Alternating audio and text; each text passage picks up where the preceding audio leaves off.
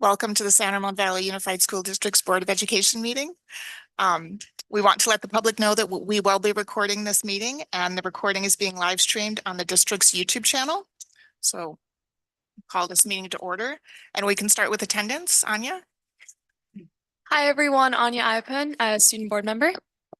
Good evening. I'm Rachel Hurd, and I represent District Area 5.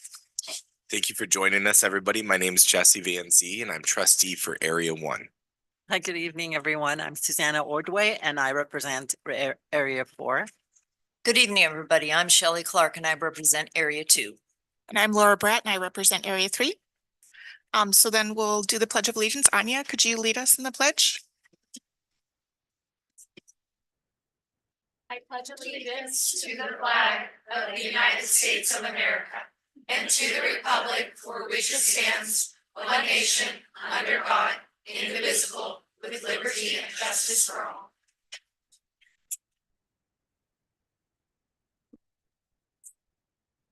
All right, so the best part of the meeting.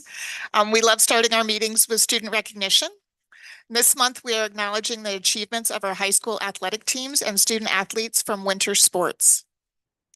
We are so proud of the efforts of all students who participate in a sport. The teams and individuals being recognized tonight participated at the highest possible competitive level in their respective sports. We are very grateful to their coaches for mentoring these athletes to be the very best that they can be. The athletic directors from each high school have shared with us the names and accomplishments of their teams. At this time, I'm going to call out students up by school and by sport, and we'll be taking pictures after each school's sport kind of section. Each sport is represented by either an individual athlete or by the team captains. Some of the athletes being recognized tonight were not able to join us. I'm sure they're very busy as student athletes. However, we will still announce all names. Coaches, if you're here, please join us up front as well. So we're going to start this year the California High School women's basketball team, go Grizzlies, placed second in the North Coast section, also known as NCS competition, and went on to compete in the regional of the California Interscholastic Federation, or CIF.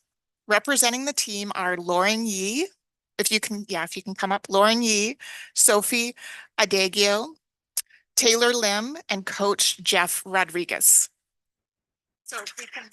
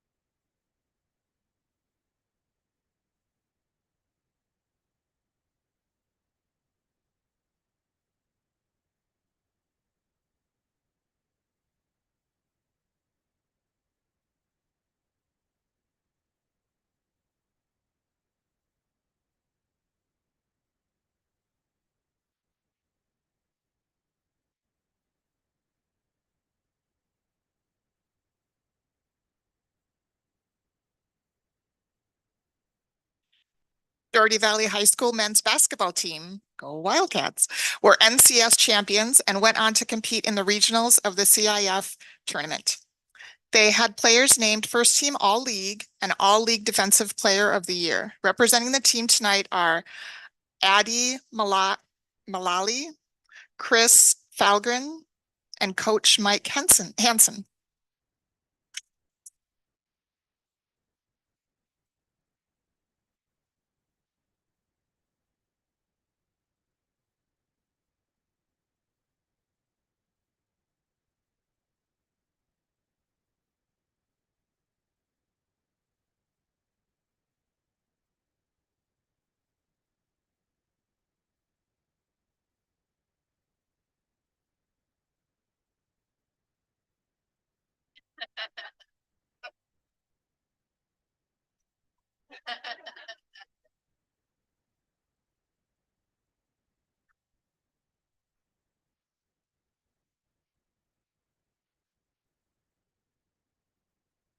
Next, we have Monte Vista Women's Wrestling. Go Mustangs. They had They had two women wrestlers who earned the title of NCS champion in their weight class and went on to finish third and fifth in CIF competition. The athletes are Macy Stemmons, Mason Harsh, and Coach Nick Reichart.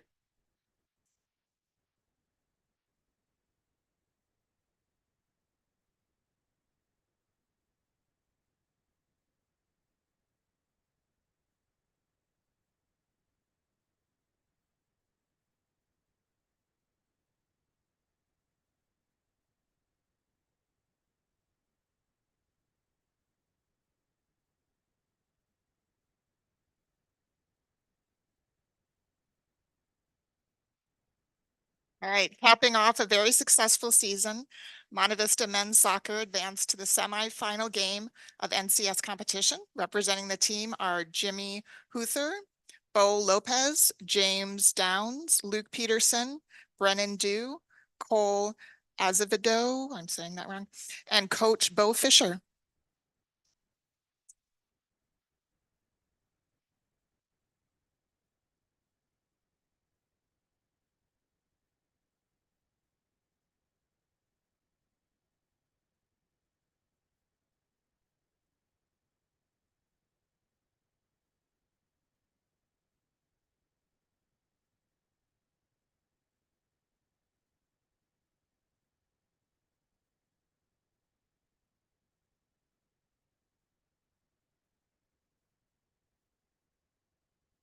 Okay, lots of basketball. San Ramon Valley High School, go Wolves. Women's basketball took home the East Bay Athletic League or E-Ball championship title and went on to compete in the CIF regionals. Representing the team are Sophia Bose and Sierra Chambers and Coach John Cristiano.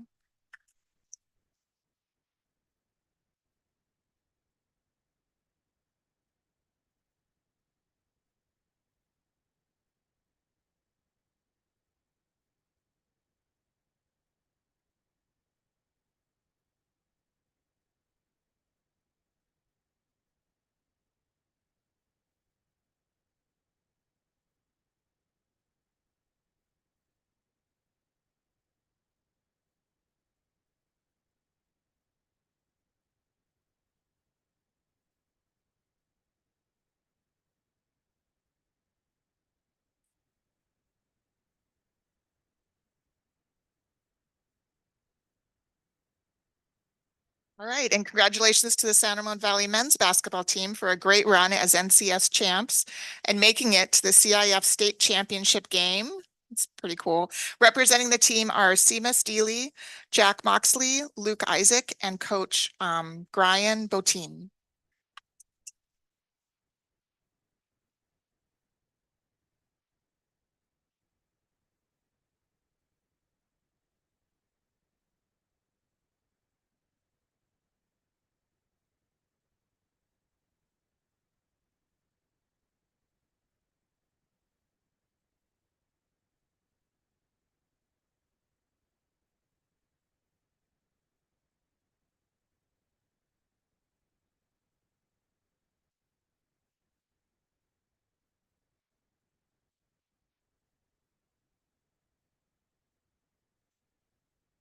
So this year, the San Ramon Valley women's soccer team earned the NCS championship title and went on to the semifinals at state. Representing the team are Ella Beardsley, Gianna Lyman, Mia Zulsdor, Samantha Schultz, Lauren Keeley, and Coach Mark Jones.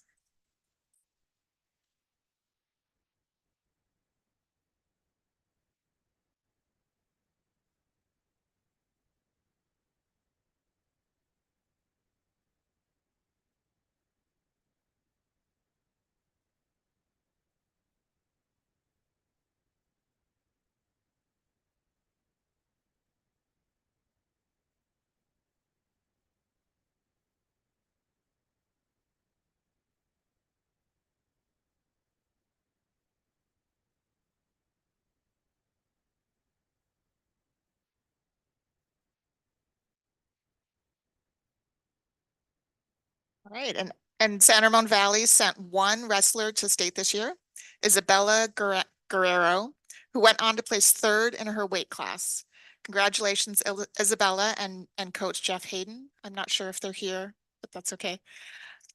Congratulations. And congratulations to all our talented San Ramon Valley Unified School District athletes. We are so very proud of you and really extend our congratulations and thank you to all the coaches too. Thanks.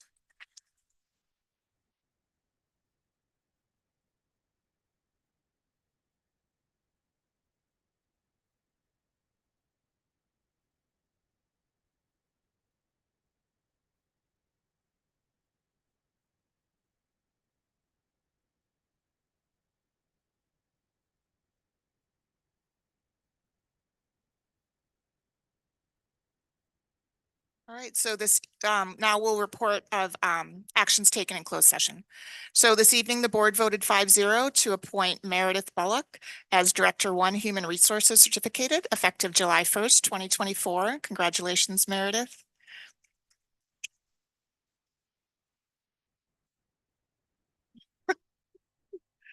The board voted 5-0 to accept the settlement subject to Villa Construction's signature in case number M5, my eyes, MSC 20-00-645.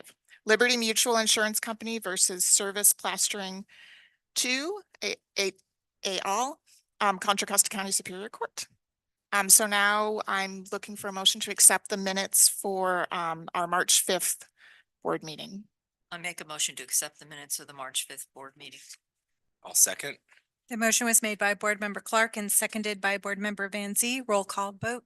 Student Board Member Iapan.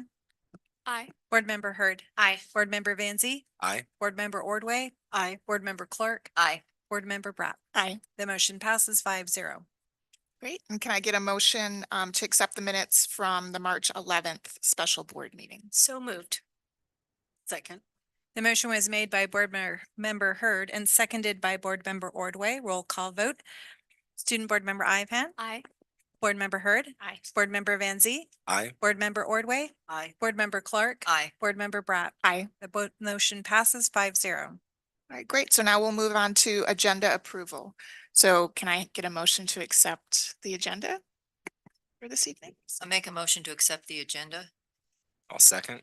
The motion was made by Board Member Clark and seconded by Board Member Van Zee. Roll call vote. Student Board Member Iapan. Aye. Board Member Hurd. Aye. Board Member Van Zee. Aye. Board Member Ordway. Aye. Board Member Clark. Aye. Board Member Bratt. Aye. The motion passes 5-0. All right, so moving on to consent agenda approval.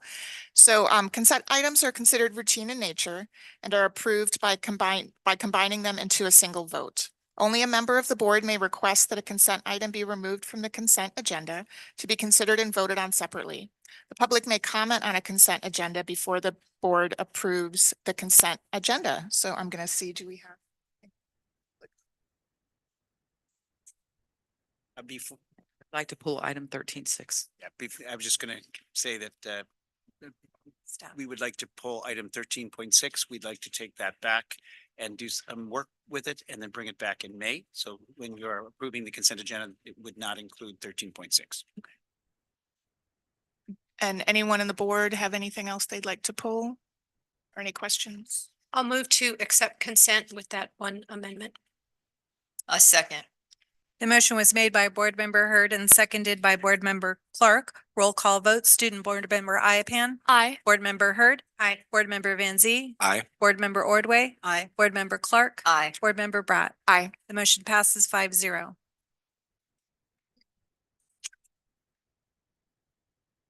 So now I'm just going to do a little bit of housekeeping. So to make sure that everyone has a clear understanding of the ways that the community can engage during our board's public meeting, I'll take a minute to just review about how public comment works.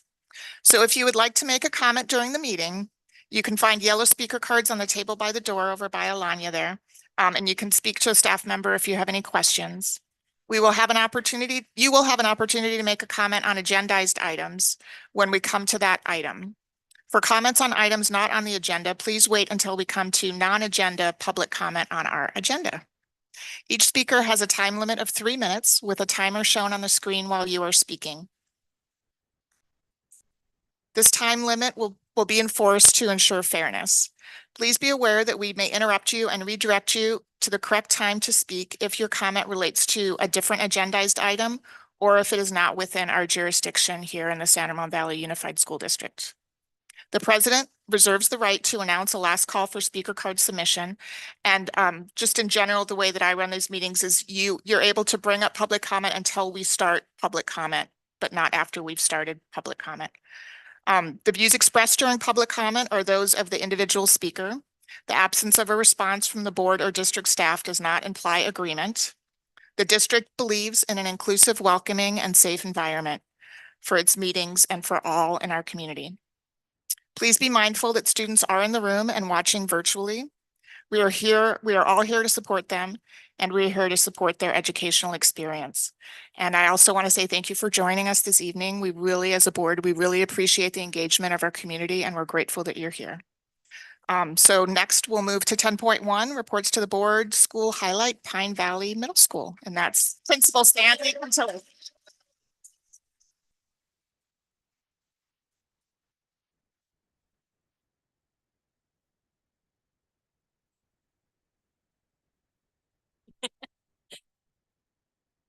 Hello, everyone. Excuse my little cart here, but I have a couple fractured bones in my foot. So anyways, I am here and I'm very excited to present. Before I get started, I want to thank all of my teachers. I have PTA, Ed Fund. We have a whole host of Pine Valley Pumas behind me. So this is for all of us.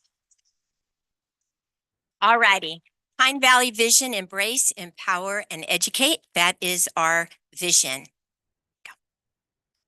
So welcome to Pine Valley Puma Strong. Interesting about Puma Strong, we changed from Puma Pride to Puma Strong when we were in COVID, and that kind of became our mantra. And so anyways, we are the Pumas and we are Puma Strong.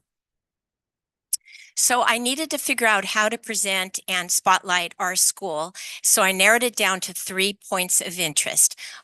Point 1 is our parent and community partnership. Point 2 is we want our students to thrive.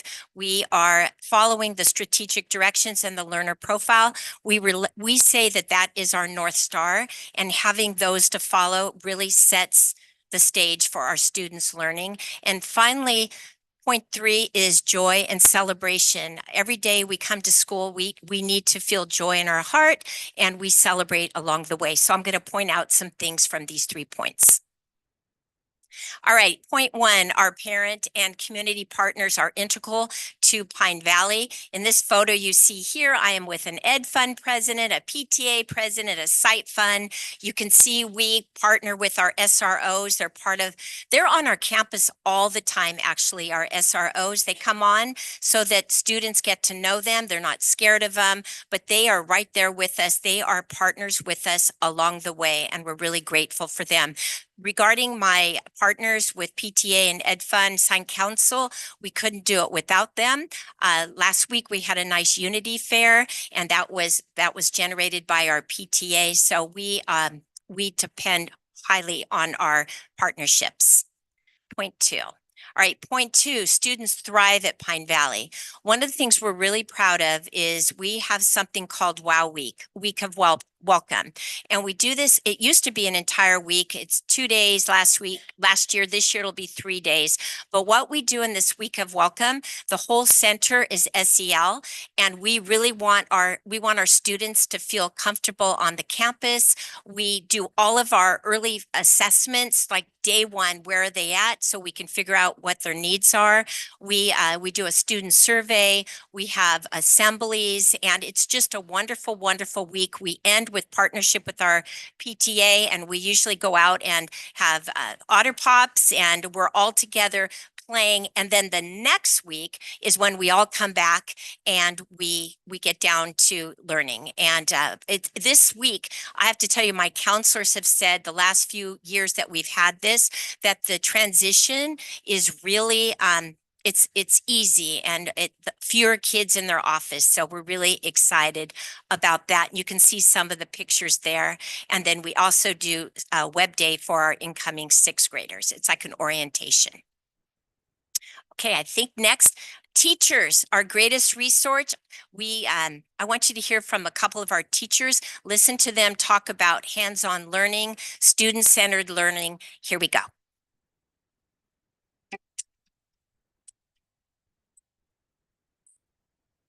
So the really nice thing, especially in our class, is that we keep things super hands-on and it can reach all students that are in different levels academically, but emotionally, and just to cover they are in their education journey. Because if you give a kid something hands-on to do, it's just more exciting to them, right? It engages them. And, our special needs students, they feel like they're involved because maybe it's not necessarily about using all that academic language, but rather like, what ideas do I have that I can bring to the table and work in a group and, fulfill a goal that we have as a group. And so it's been really nice to watch in this project the kids working together for a common goal and bouncing ideas off each other, and really everybody just like being a team together. They have to discuss among themselves and come up with solutions, and it's different from their neighbors, so they cannot just copy the information. They have to really think about it. They can discuss with their neighbors, but they're going to have to figure out on their project what is going on. So that's why I like the difference. But at the same time, at the end, they can meet at it's two small groups to kind of check, am I on the right track? Where did I miss it? So it's not totally lost, as totally individual all at the same time. You have to, at some point in time, show them the end result for it. What's the purpose of it? Why am I learning this? How am I going to apply this? And if they see something that is readily applicable, and hopefully can make it a little exciting, fun, something to put a smile on their face, try to make it light. But if you can apply it to something that they can see outside of the confines of the classroom, then you win. You get their engagement and their excitement. From the teacher standpoint, it's important to squeeze these in when you can and to make room for them. But it's really rewarding and helpful to see students actually get to apply the information, and it's helpful for them as well.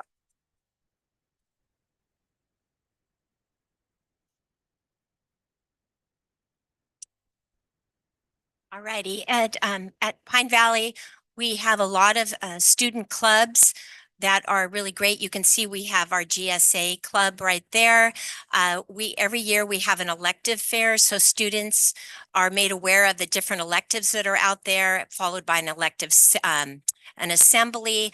We have, I think this was our second year, we have a student senate where students come and they talk about things on the campus. We would have never known one of the biggest concerns of students is rolling backpacks in a hallway. And, they talked about, like, they say it's like super dangerous, but these are things that are on their minds. So it's great to hear their voice. And then we're super proud of our wellness center. Again, we partnered with our Ed Fund, and we have a pretty big space, and our wellness center is very popular at lunch. We have counselors in the wellness center at lunchtime. So students come in, they, maybe are working on Legos or coloring a mandala, but counselors are there floating around if the kids want to talk to somebody. So it's really casual. And that whole Ed Fund, they funded that whole thing. So it's a really, really special space on our campus. We have, I love this picture because you can see the teachers are probably more excited than the students, but we had an India sixth grade, they put together an India kind of day, and kids moved from classroom to classroom. They had hennas and drank chai tea, but we really have student-centered learning. We really focus in on critical thinking, communication, and collaboration. And that is, again, it's our North Star, following those strategic directions. All right, we are really proud of this because we have recently, in the last 2 years, we have quite a few pathways to our high school. We have a brand new med tech class that Kyle Costamagna, who's in the room right now. You can see this picture here, and you can see the kids have learned CPR, and he would be able to tell you how many students were trained with CPR. But this class directly pathways over to Cal High. We have an advanced tech class, we have a clothing class, digital technology and computer science, and all of these classes, again, they are direct pathways over to Cal High. And finally, I mentioned earlier, joy and celebration. It is so important for us, all of us. Each day we spend like a big chunk of our life at school. So we try to be joyous. And I know with my admin staff, we are always trying to pamper our teachers. You can see we got the VIP room service there, but you can see up top at the end of each quarter, we have a celebration with the students. So we have a lot of fun. And if you've ever been on my campus, and I welcome every single one of you to come, it feels good. It's a good vibe. It's happy. Kids like being there. We like being there. And finally, we are very proud because this year we were named a California Distinguished School. We're one of 5 in the Tri-Valley and in California. So we're very, very excited about that. And then finally, I just am very excited and happy that you had me here tonight. I could not be a happier principal. I love my community. I love my job, and I'm very, very fortunate to be in the position that I am. Thank you very much for tonight. And if you have any questions, I'd love to answer them. Thank you. Does anyone have any questions or thoughts? I actually do have a question. You know, your classes, the pathway classes. Yes. To Cal High. So are those like part of Wheel or is it a separate classes? Those are actual 7th and 8th grade elective classes. So interestingly, the clothing class, we had a clothing class this year, but next year we're going to have a clothing class part B, and that's going to be funded by VAPA money. So that's a really cool thing, but that directly ties over to, I don't know if they call it fashion merchandising, yeah, over at Cal High, but they're for 7th and 8th graders. That's great. No, I'm very impressed because that starts right, the kids exploring different types of interests and careers and Of things course, like that. of course. And the med tech has been really popular, and we're looking forward to this year. We're going next year. I mean, we're going to have the digital photography class. We're going to use the VAPA money for that. And that, again, that's something that they have at Cal High as well. So yeah, we have a really great set of electives. So Right. Well, thank you for the you're very presentation. welcome. And I've had the pleasure of being on your campus a couple of times and even volunteered to, monitor at lunch and stuff. And you're right. I mean, sometimes I think that in middle school, right, elementary school, we get a lot of, the community feel and the parents on, site and stuff. Sometimes I think for middle school, it's a little harder, right, to do that. But I think on your campus, I felt the community feel and the warmth and Thank the you. fun that Thank you. It's so a great thank you. place to be. You're all welcome. Thank you so much, everyone. Oh, wait, don't go yet. No way. You're not done yet. Do you want to go first? No, You can't run that fast. I know, but I can roll really fast. So Sandy, I had one question about the WOW 3 days and the web. Does web come first and then the 6th graders participate in the? Yes, web is the Friday before the first day of school, and it's like it's kind of an orientation day, and the students get their schedules. They get to walk around and see where their classrooms are. Our leadership students lead them around, and it really takes away the angst for the first day of school. But then the first week of school, the first day of school is just a regular minimum day, but then the next 2 days is this WOW, and then it's for all students. And by the end of that week, kids know where they're going. They feel like they know where their classes are. They've made some friendships with kids in their classes. They've gotten to know their teachers. And this idea comes from a school down in Southern California a long time ago. Jason Law and I were at a conference, and we just loved this idea, and it's wonderful. I really like it. It's good for kids. Well, I'm so glad to hear you're so happy as the principal of Pine Valley yes. because I know you as a core teacher. at I Pine know, Valley. Had I, kids. I know. It was so great to see so many familiar teacher faces in your video, and so many here too. But Yes. thank you for all the great work Very you all are doing, and it's so nice to hear that Pine Valley is still such a tight community. It is. It's a great community. Thank you. And I'll just say really quick, I ditto all those things. But it's a phenomenal school. I had the opportunity of visiting there not that long ago. And I will also say that it hasn't been mentioned yet, your wellness center is very much on point. It is so comfortable. You've got the aromatherapy going. It's like how do you get kids out of the room I is know. actually probably the bigger question. So good job. Thanks so Thank much you. for what you're doing. Thank you so much. Right before I just want to stand say up- congratulations again on Thank being you. a distinguished school. I can see why. Thank you. And what you have created, you and your staff have created is really amazing. It's a great community, it looks like, and I have had the privilege of being there with you and at noon duty, and the kids are very happy, and it's just a great place to be. And I am fortunate enough this year to be with you at promotion. I saw that. Thank you. I'm really looking forward to it. Me too. We'll be together. Hopefully, you'll be able to walk. I think 3 more weeks. Okay, And then good. hopefully I'll be good. Yeah, and I really appreciate those electives and providing that bridge for students. You know, we know that sometimes middle to high school, just like elementary to middle, those transitional years can be tough. And I think it's really great for the students to kind of have their toes in some of the interests that maybe then they can bring to Cal and have a little bit of that Yeah. that bridge, that connection, right? Which is really great. So, and I believe that before you leave, Kit Bragg has an announcement to make, I believe. So he's going to come up.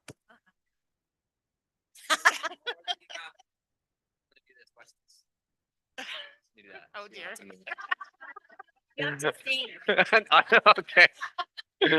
Board of Trustees, Cabinet Superintendent, we're delighted to honor you tonight and your staff tonight for California Distinguished Schools. As you saw, it should be no surprise after the presentation tonight what a phenomenal school Pine Valley is and what your leadership represents to your staff, students, and parents. As we all know, we're nothing if we're not relational, and you have that in spades. And what you bring to the staff is so incredible. And so it's a privilege for me to work with you. I'm honored, and I couldn't think of a more deserving school of California Distinguished Schools. We sure will.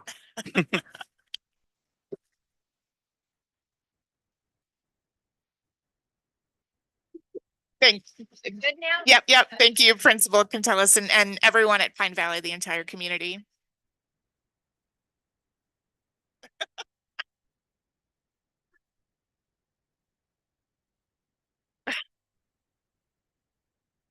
Yes. Yep. Thank you.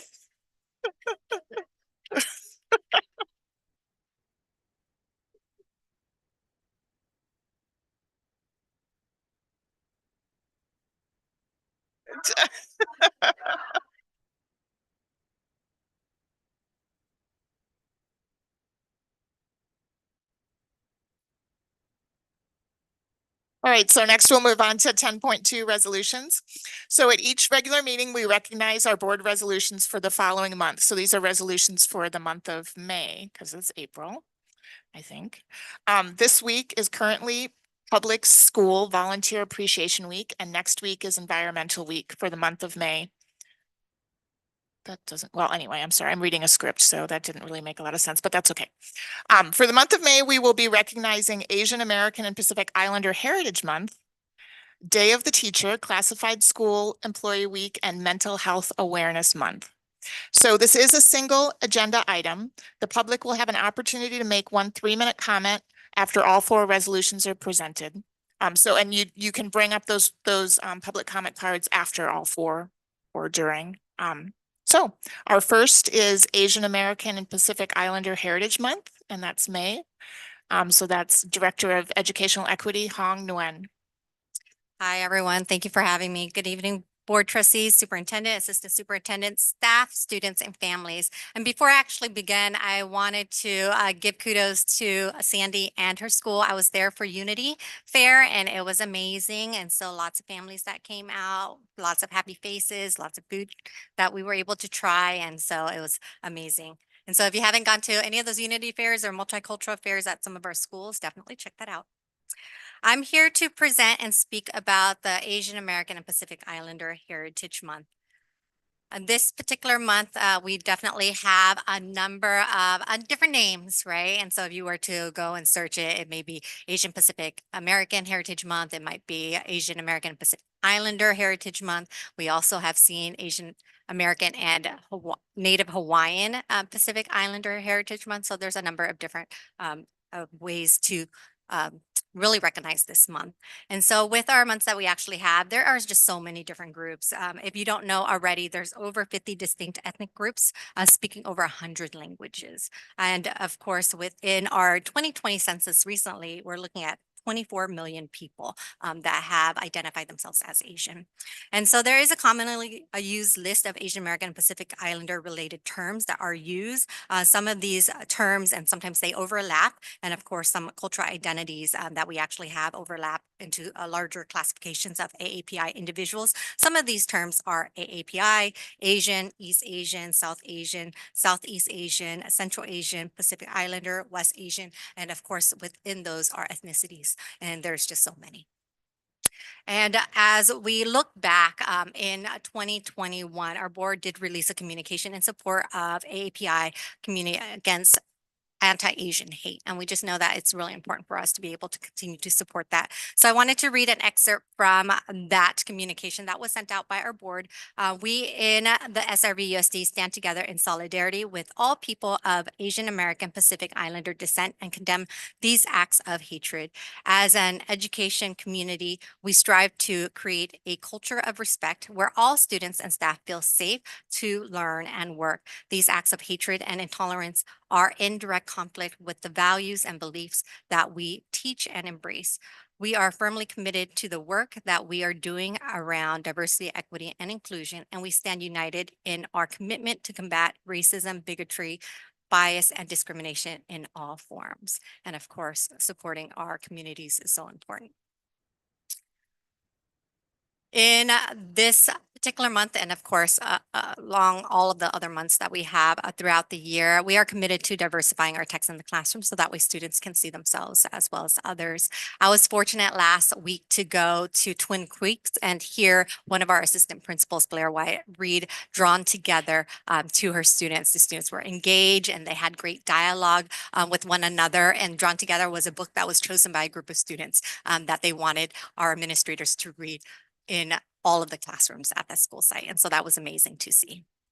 And as I close, there's a quote here from Mahala Yousafzai, author, quoted, "When the whole world is silent, even one voice becomes powerful."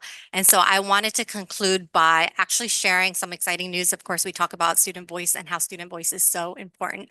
We actually have a group of high school students that ended up coming together, and they wanted to organize something called AAPI Youth Leadership Conference. And so it's student-led, student-initiated, and they are holding this conference on Monday, April 22nd. A lot of organizations, we've been just meeting with them, really trying to put the onus on the students to prepare and plan for this event. And so their goal is to be able to have participants leave with skills needed to advocate for positive changes in the local AAPI community. And so it's inspiring to see that students are taking initiative and we are uplifting student voice. So thank you. Great, thank you. Does anyone have any questions?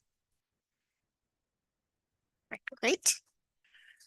Okay, so next is Day of the Teacher, which is May 8th, and that would be Director of Human Resources Certificate, Carrie Vanderstar.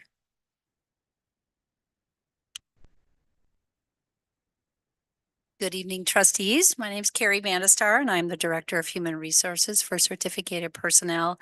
And I am excited to celebrate and honor our teachers on May 8th, the Day of the Teacher. Let's see. Oops, go backwards. Yeah. So CTA's 2024 Day of the Teacher theme is California Educators, United for Our Students. The theme recognizes educators' extraordinary work with students in schools and their vital role in growing and mentoring the next generation. The two teachers of the year that are pictured in the slide are examples of the extraordinary work that's being done here in SRVUSD. Christy Candelaria, second and third grade combo teacher at John Baldwin Elementary, is pictured there on the left. And Tori Whitty, special day class teacher at Iron Horse Middle School, is pictured on the right. These amazing teachers are just two of the hundreds of teachers that we have here in our district who work diligently all year long to provide a safe, supportive, and inclusive learning environment for our students. Our appreciation and our admiration for them is ongoing and expressed frequently in as many ways as we can think of. But I do ask that we formally recognize our teachers on May 8th, the Day of the Teacher. Thank you. Thank you. Does anyone have any questions or are we good? No? Thank you, Carrie. Next is Classified School Employee Week, which is May 19th to the 25th. And that would be Director of Human Resources Classified, Evan Powell.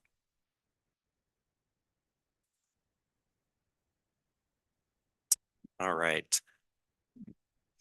Good evening, trustees, superintendent, staff, and our community. My name is Evan Powell. I'm the Director of Human Resources for Classified Personnel. I'm very excited to celebrate and honor our classified employees during the Classified School Employees Week, which is May 19th through the 25th. This year's theme is Empowering Generations, and I can attest that our classified employees are doing this every day. We see it day in and day out through our paraeducators, our office staff, our school bus drivers, our custodians, and everyone else. Our classified employees are collaborators, they're innovators, they're proactive, they're systematic. You see their care for our students and our community. They go over and above, and most importantly, they're committed to the learning process. Although our staff is complimented and recognized all the time by families and community members and their school staff, I ask that we formally recognize our classified employees during their Classified School Employee Week, May 19th through the 25th. So thank you. Thank you. And as you can see on this picture, this was taken at the end of March with our Classified Employees of the Year. And this year we did recognize Elaine Escura, a lead kitchen manager from California High School, as our Classified Employee of the Year. Great, thank you. Does anyone have any questions? Okay, thank you, Evan. All right, so and our last resolution for May is Mental Health Awareness Month, which is the whole month of May. And our Director of Student Services, Dave Kravitz, will present on that.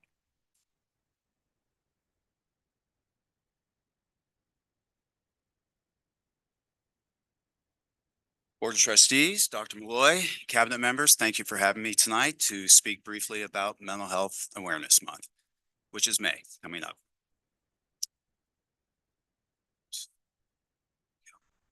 Each year, millions of Americans face the reality of living with a mental illness. The purpose of Mental Health Awareness Month is to fight stigma, provide support, educate the public, and advocate for policies that support people with mental illness and their families.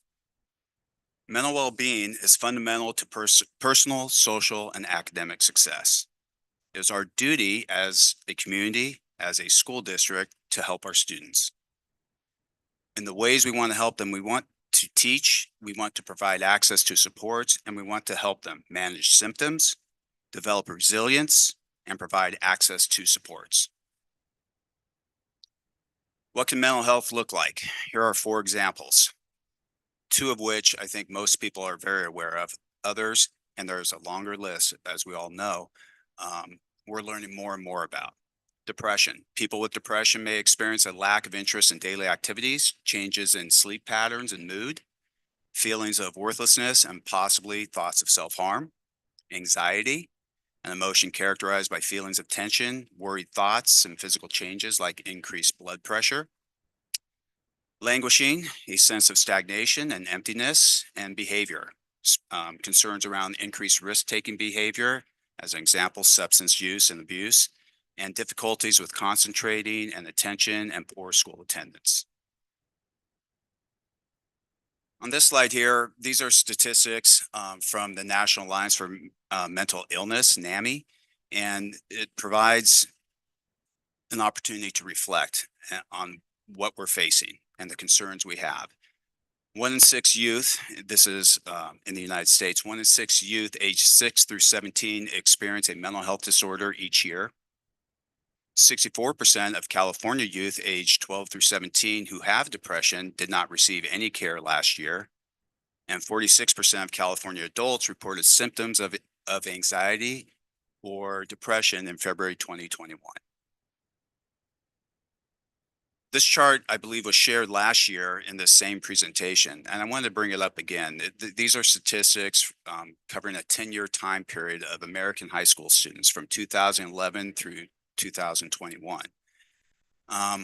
This shows an increasing trend of concern and broken down by male and female students, of students who have persistent feelings of sadness or hopelessness. For our male students across the country in 2011, 21% of male students felt these feelings. And by 2021, that increased by 8% to 29%. More concerning for our female students in 2011, 36% expressed these feelings, and it increased by 21% to 57%.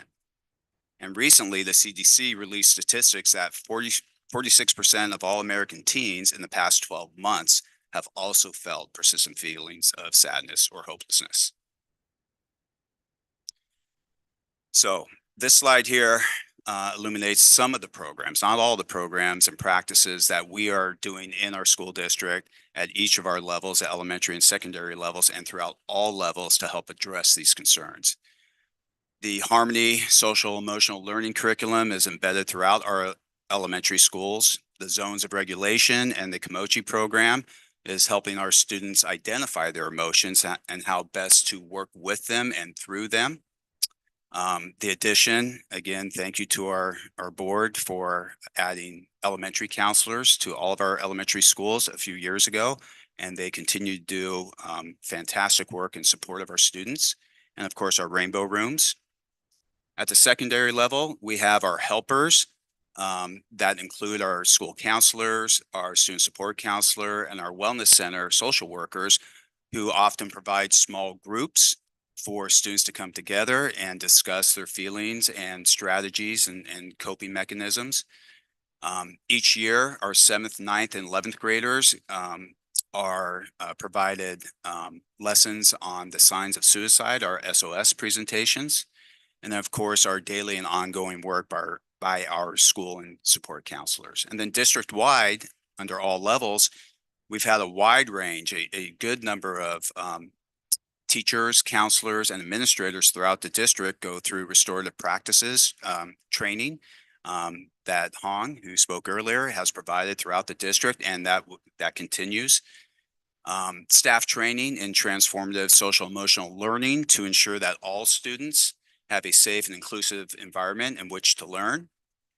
The ongoing coordinating of services by our helpers to provide accommodations when needed for students in need. Our tiered supports in response to screeners, parent education opportunities, and crisis counseling when needed. This quote here, I wanted to include because it reflects the work, not only this school district, this area, the state of California, but the entire United States, and quite frankly, the world has been doing. I don't want to put a timestamp on it, but I'm going to say for at least 10 years. We've had celebrities, professional athletes, famous people highlight and share their own personal stories and struggles with mental health issues. And Mr. Rogers, who most of us know and love, was probably the strongest advocate for child development and supporter of children. And quite frankly, maybe one of the best teachers we've ever known. With his shows that he did, but all his advocacy in Washington, D.C., et cetera, no better person could provide the quote that I shared today. Anything that's human is mentionable. Anything that is mentionable can be more manageable. When we can talk about our feelings, they become less overwhelming, less upsetting, and less scary. That's the work we try to do throughout our district. All of our staff, wants to support our students and our families. And quite frankly, all of us throughout the district, here at the district office, as well as on our site campuses, want to support one another. We want to make sure our adults and our staff members are feeling good about themselves and the work they're doing. The next two slides are just a couple slides listing resources that our students, our staff members, our entire community can access.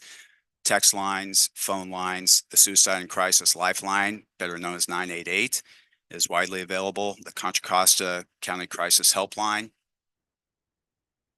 the Suicide Prevention Talk Line, as well as the Trevor Project, and of course, the National Alliance on Mental Illness, their resources as well. Thank you. Thank you. Does anyone have any questions? Anya? Not a question, but I just wanted to add that in addition to all those other amazing resources we have, a lot of, especially at the high school level, there's a lot of peer-to-peer counseling that's happening, which I think is so amazing. It can be really hard to open up, and sometimes it becomes easier when it's someone your age, someone who you can relate to. And I think that's just another amazing example of students also stepping up. Yeah. Thank you for sharing that. Yeah, and I believe there was a class that we approved, a peer-to-peer counseling class that's going to be at Monte Vista. I'm not sure if it's at other high schools, but yeah. One quick question that I have, is there anything else that we should be exploring? I mean, I know you didn't say that was a comprehensive list of what we're doing. I guess the concern to me as a parent, you know, with kids in this generation that are having these experiences, does social media play into this? What are the other things that also combine into this, and that we can be doing more of to support our students? So it's not a question that I need you to answer right now, but just something that I hope that's all on the radar as well too. Absolutely. Yeah. Yeah, and I would piggyback on that just with a question of, when we look at our health classes, and I'm gonna assume 5th grade, 7th grade, and 9th grade, is that correct? Is there curriculum around mental health, and then with that around mental health as in social emotional well-being, as we're dealing with innovation and new technology and those types of things? Yes, that's growing. It definitely is. It's as in California, the state legislature, they are putting money behind these concerns, okay? This crisis, if you will. Right. And we're exploring all those opportunities, and we're working with some of our community-based organizations, specifically Discovery Counseling Center, who's always been a longtime partner in support of mental health for our students. And they're partnering with us to make sure that we have access to these funds that will be coming out. We're in the beginning stages of it. It's brand new. It's rolling out now, and it's exciting because we're hoping that we can provide more supports, more helpers on campus for our students. But within the health curriculum, that's my understanding. Yes, it's growing. Yeah, that's good. Yeah. Yeah, I think that, you know, technology and it's reaching younger and younger students. And so I would have said with my own kids that are now in high school, it would be a 7th grade curriculum thing. But now I almost feel like it's the 5th graders that are getting their, probably younger than that, but that are getting their first phones and getting their first accounts in different social media platforms, I think. Yeah, and maybe this is more workshop talk. Right, I just wonder too also about, like, you know, parental, like, Yeah. giving parents knowledge of, hey, these could be the consequences of this, helping students understand this, almost like we did with helping them understand tobacco and prescription drugs and things like that. That it's not all bad, but there are some potentially negative consequences. Yeah, yeah. And I know that PTA, we have some parent ed nights around that too. Just one thing that I wanted to point out, just from an inclusivity standpoint, and I know that graph from 2021 was from 2021, but it would be great if you could include non-binary students in that, because you're missing a portion of our students in our district. So thank you. Yes, thank you. Great. Thank you. Thank you so much. Thank you. And I don't believe we have any public comment for resolutions. Do you have a card for? Let me look through, sorry. Apologies. So I have a public comment for Mr. Mike Arata. It's okay.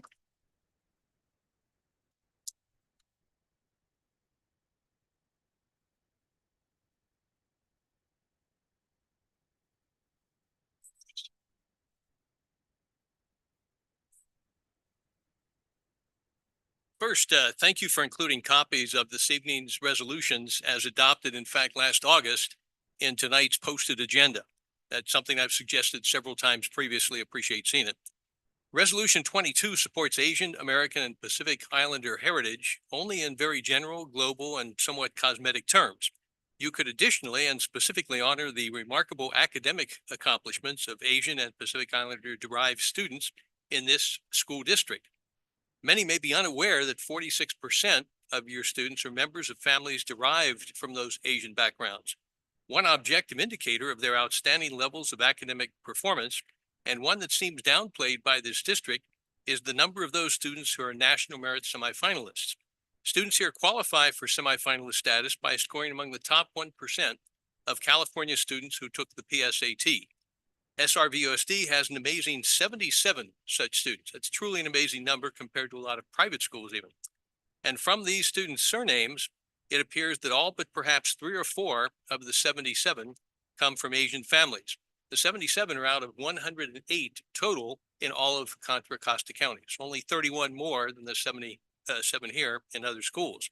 That immense disproportion relative to the district's other ethnicities suggests that something beyond SRVUSD instructional programs may be involved. That view is reinforced by CASP scores. And this chart summarizes those from the perspective of EdSource. The sign shows dotted line comparisons of SRVUSD English and Math CASP test performance last school year, as compared to annual 2015 through 2019 pre-COVID results.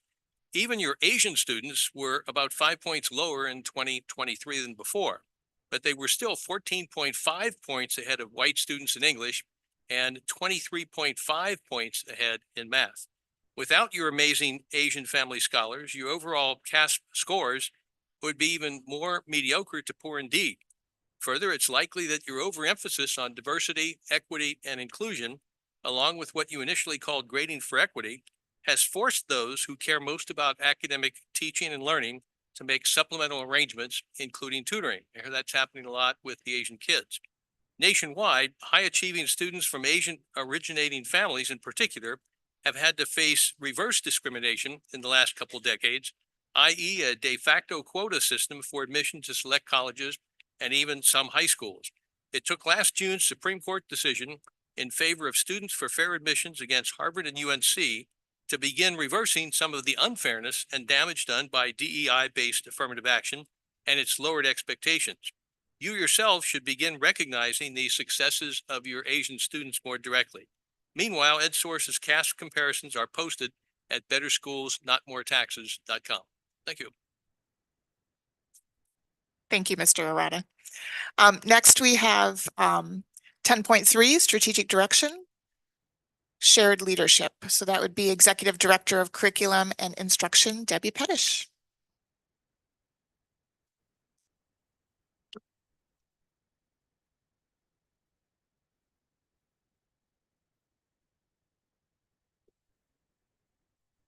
Good evening, board members and distinguished members of cabinet. Thank you so much for having me here this evening.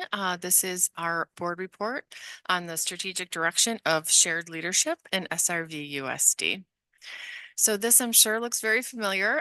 These are our 6 strategic directions that were approved in June of 2021. And of course, our focus today is on shared leadership, which is really serves as the base of the pyramid upon which we are able to do equity work, social emotional well-being, and then of course on the top of the pyramid, deep learning and innovation for all of our students. We also, of course, have our SRVUSD data dashboard that I believe you're also familiar with, which is developed and grounded, of course, in our strategic directions, including shared leadership. And it's really designed to demonstrate growth in our strategic goals and really to be an accountability tool for our community. These are the 3 shared leadership goals we've had since the inception of our strategic directions. They're overarching goals.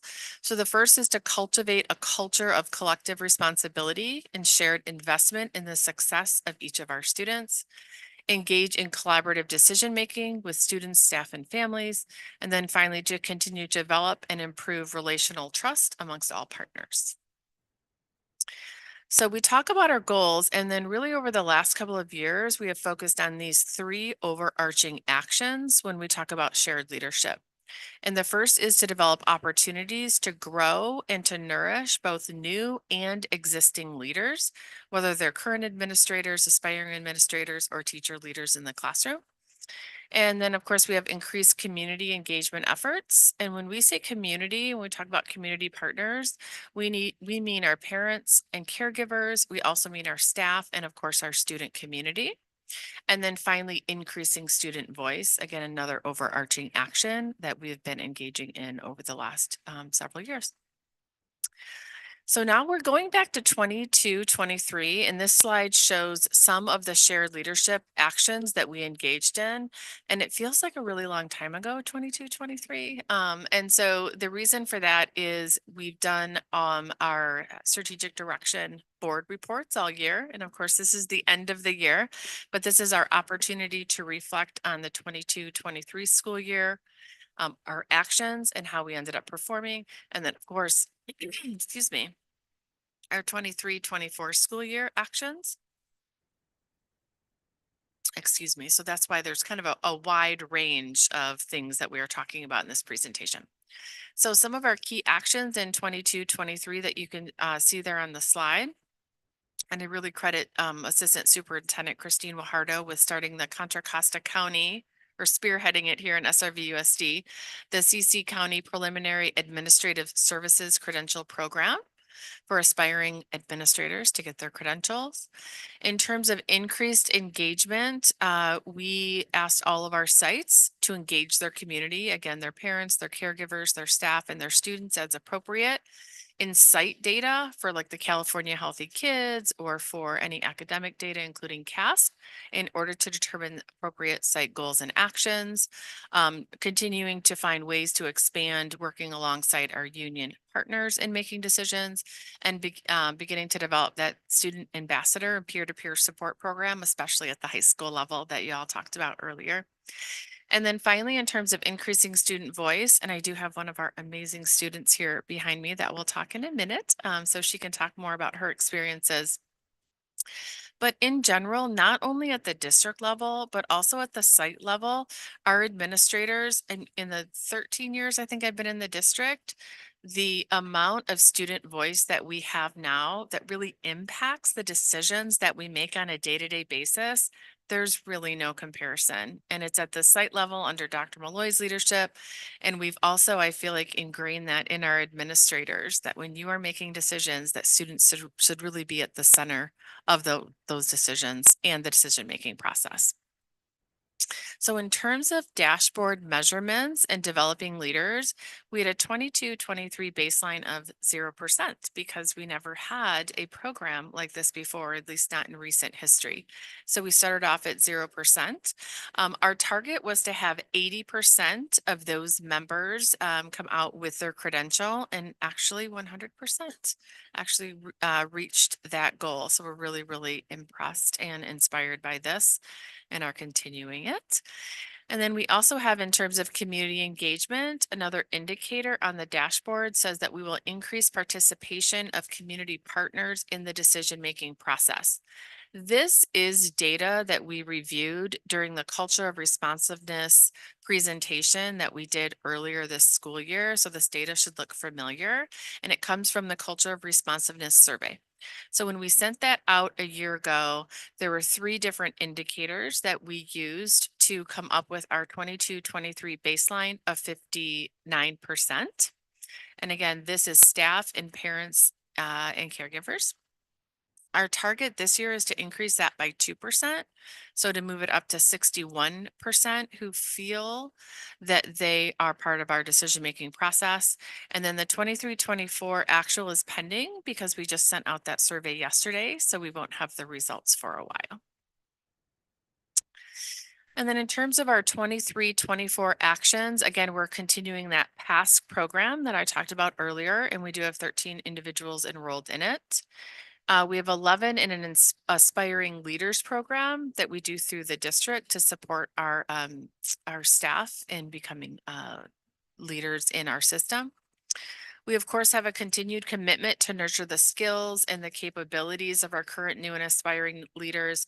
And it's not just through formalized programs like PASC and Aspiring Leaders Program. So much of the professional development that we do, again, whether it's with administrators or other certificated staff, really focuses on their leadership abilities and how we can work alongside them.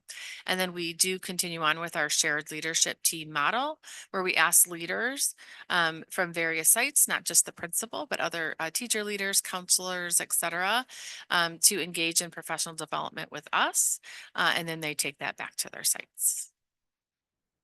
In terms of community engagement, I'm sure you're all familiar with Talk with the Trustee. We've also greatly increased the amount of parent educational events we have this year. We also, of course, are continuing with our district steering committees. We did add the VAPA, Visual and Performing Arts Subcommittee of the Deep Learning Steering Committee this year under the direction of Shavante Eddington. And then our culture of responsiveness survey results. Each department and each site received those results and then engaged in cycles of improvement in terms of working alongside their partners and becoming more responsive to their staff. So I love that so many of our strategic directions are merging. So it's so difficult to talk about shared leadership without talking about culture of responsiveness and vice versa. I feel like everything's coming together in such a nice way. So in terms of student voice, again, more student voice and choice in so many different ways. Maintaining and strengthening our student senate, which our guests will talk about in a moment. Supporting affinity spaces. So under the direction of Executive Director John Campopiano and Director Hong Nguyen, we have so many more opportunities than we've had before for students from different schools to get together and really talk about their experiences with one another and of course with all of us so that we can better understand them in order to make necessary changes so every student feels that sense of connectedness and belonging. Again, we have district steering committees where we change the structure. So we just meet with students at the beginning of those committees so we can really focus on their student voice before we bring in the staff and the parents and caregivers. And so now I am going to turn it over to Sitara Sorkabi, and she is a 12th grader at Monte Vista, and she is also chair of our student senate. So Sitara, take it away. Hello, everyone. It's nice to see you all again. I haven't seen some of you in a long time. I am a 12th grader at Monte Vista, and I have been a part of the Student Senate for 3 years now. So 2 years as a student senator, 1 year as a student voice subcommittee leader, and now this year as the student senate chair. But before I get into more about the student senate, I wanted to relay a message from a student who is unable to be here today because he is sick, and this is just kind of what he wanted me to say. So, hi, I am Noor, a proud student of Doherty Valley, a place where our collective voices echo through halls, shaping our experiences and driving positive change. As the captain of our cross-country and track field teams, and as a co-founder of the nonprofit organization Paleto People, I've had the privilege of witnessing the power of student voice firsthand. One, elevating our voices. At Doherty Valley, we are students. We've been given platforms to express ourselves authentically, whether it's during team huddles, club meetings, or casual conversations in the quad. We've found our voices. We've rallied our teammates, raised awareness for our causes close to our hearts, and connected with friends. Our words matter, and they've elevated us beyond the ordinary. Positive changes. We've seen a lot of positive changes unfold. More students engage in discussions, share ideas, and challenge the status quo.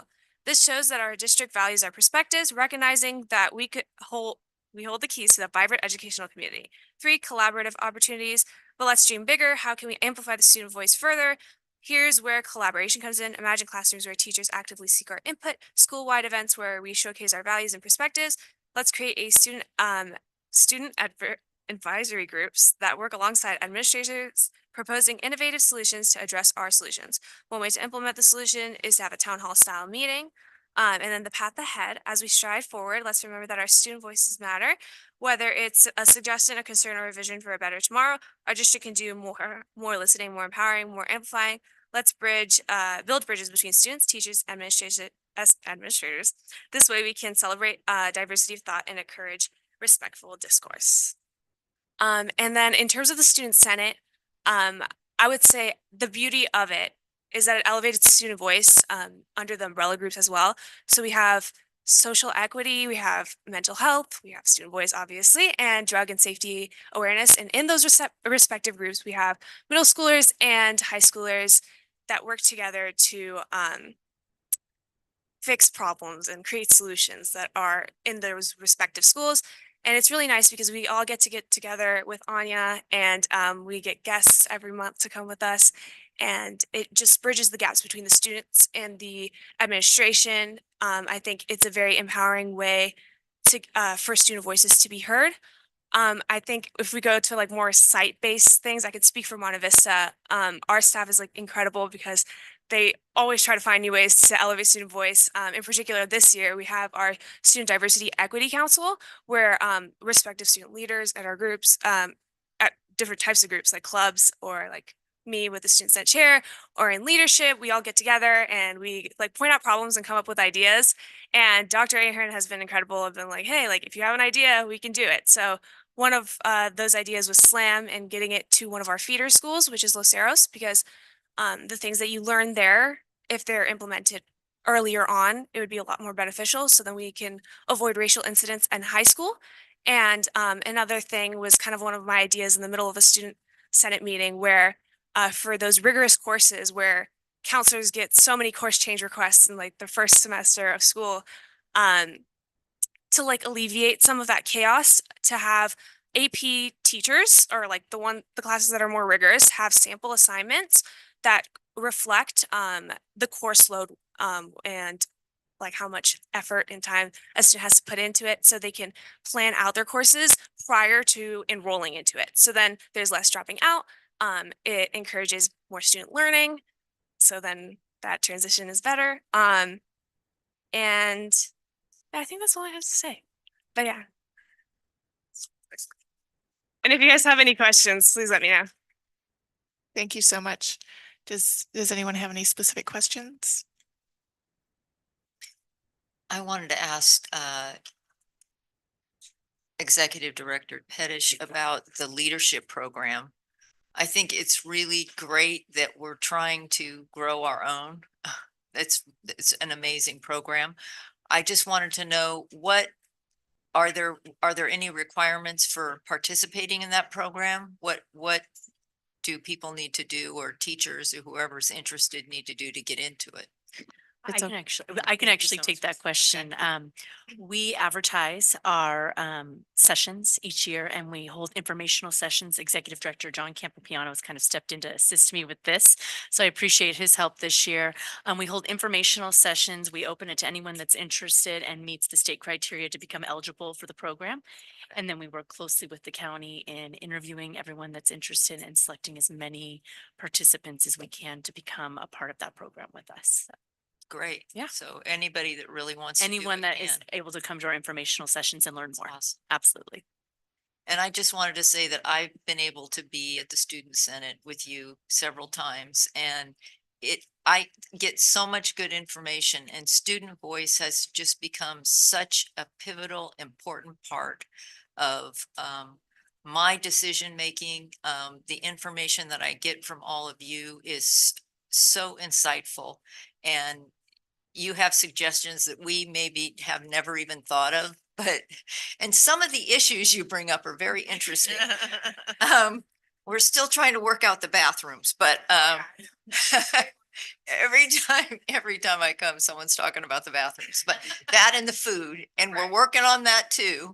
But your help and your leadership, particularly in the Student Senate, and the help that we get from them in making our decision is so important to me as a board member. So thank you for putting your effort and your time into it, and all the student senators, because I know that program is after school.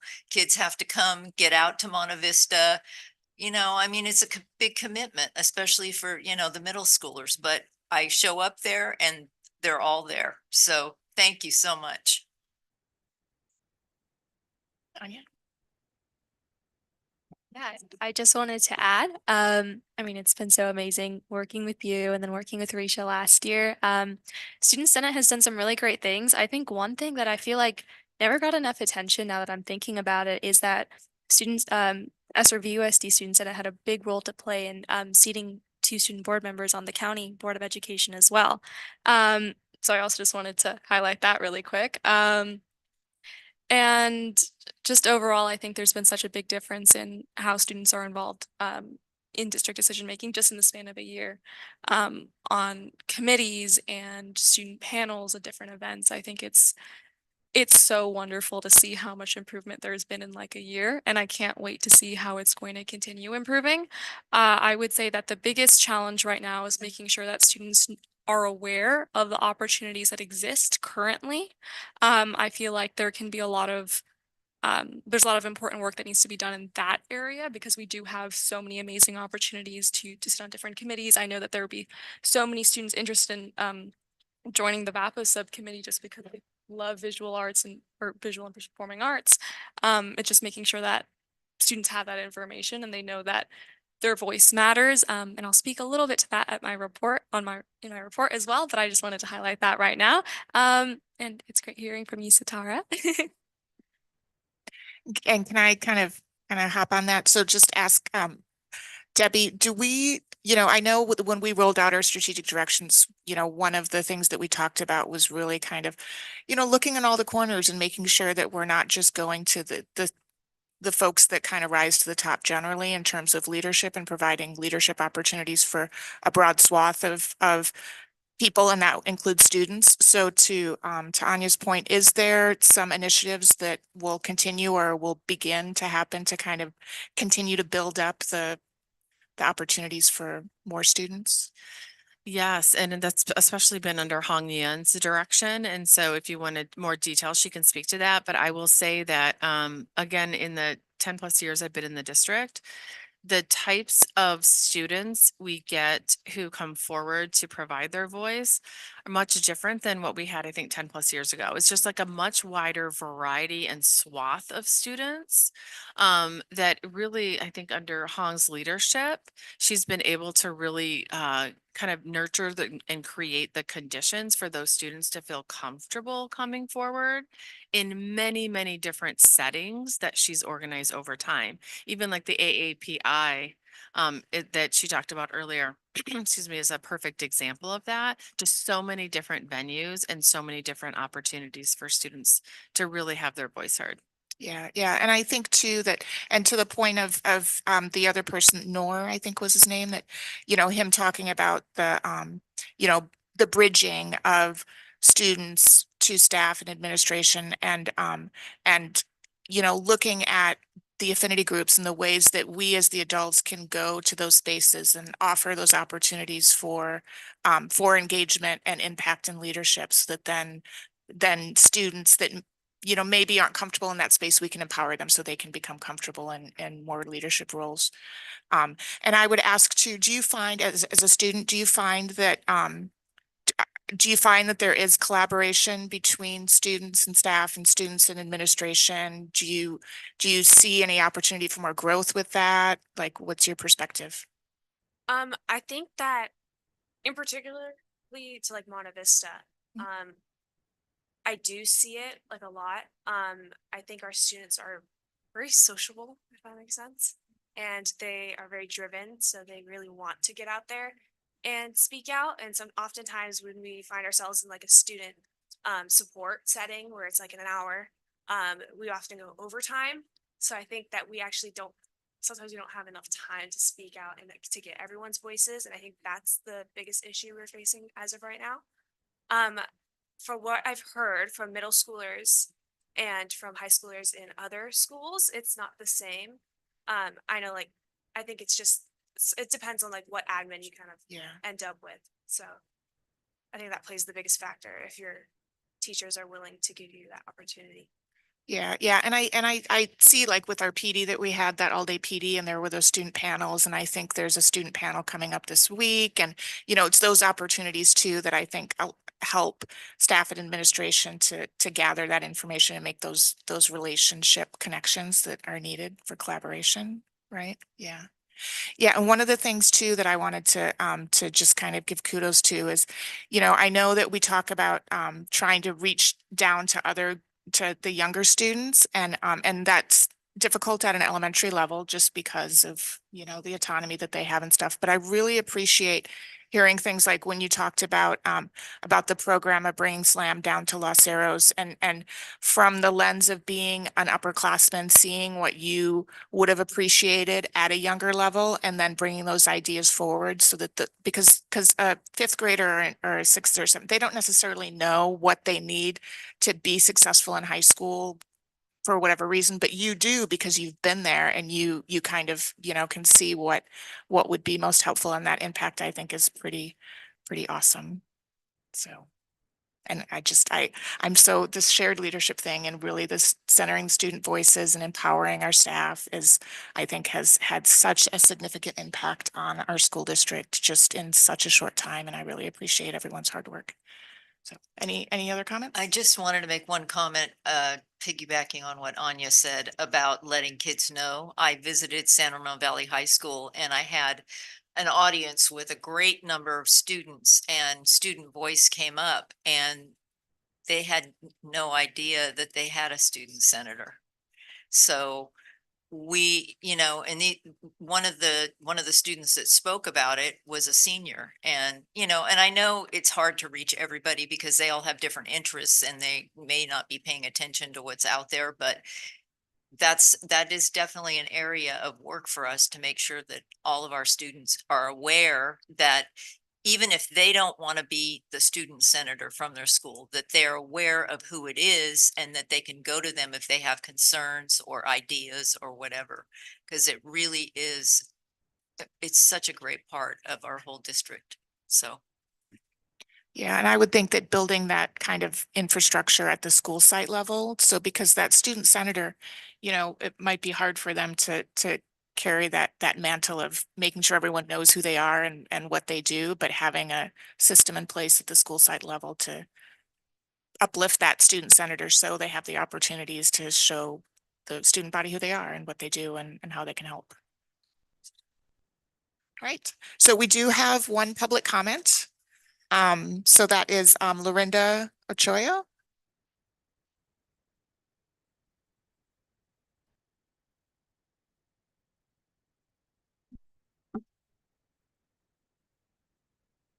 Good evening.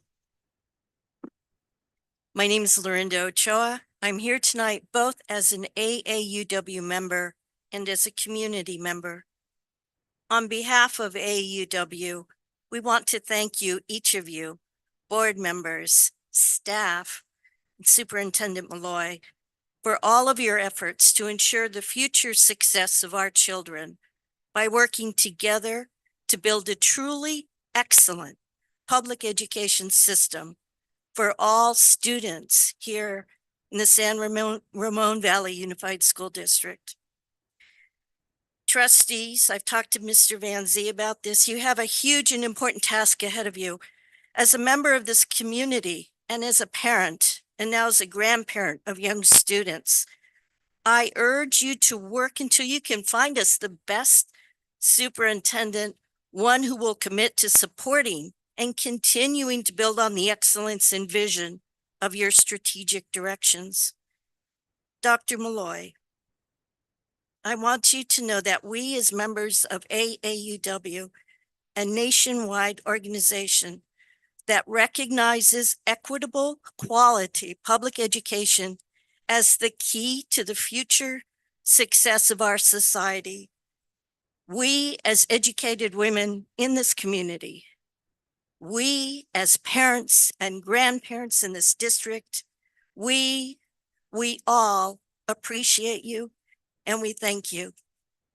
And we wish you the best of luck in your future career. We are trusting you to have put in place a team of district leaders who will continue to implement the district's strategic directions. We are confident that shared leadership goals and the actions approved and implemented by the board will continue to lead our district in the direction of academic excellence and with an unshakable commitment to the success of every student in our community. Thank you. Thank you, Linda. All right, so no further comments or discussion around this topic. Okay, thank you, Deb and Satara. I think she left. Thank you, and I really appreciate. I think we all really appreciate bringing centering student voice in this conversation because it's valuable for us for sure. So, all right, so next we move on to public comment for non-agenda items. So this item is for non-agenda public comment, an opportunity for a community to speak on the record about items that are not on tonight's agenda. During the non-agenda public comment, the board cannot respond to comments because the topics have not been published on the agenda prior to the meeting. So I do have a few cards, or if there's any other cards, please bring them up now. There is one card that needs to move to an agenda item, I believe. So Jill Seidenberg, you have in your note textbook adoption social studies, and we do have an agenda item 12.2 that is textbook adoption. So I'm going to move that public comment to that. It's at the end of the meeting. I apologize, but okay, thank you. All right, so first up is OG Strogatz.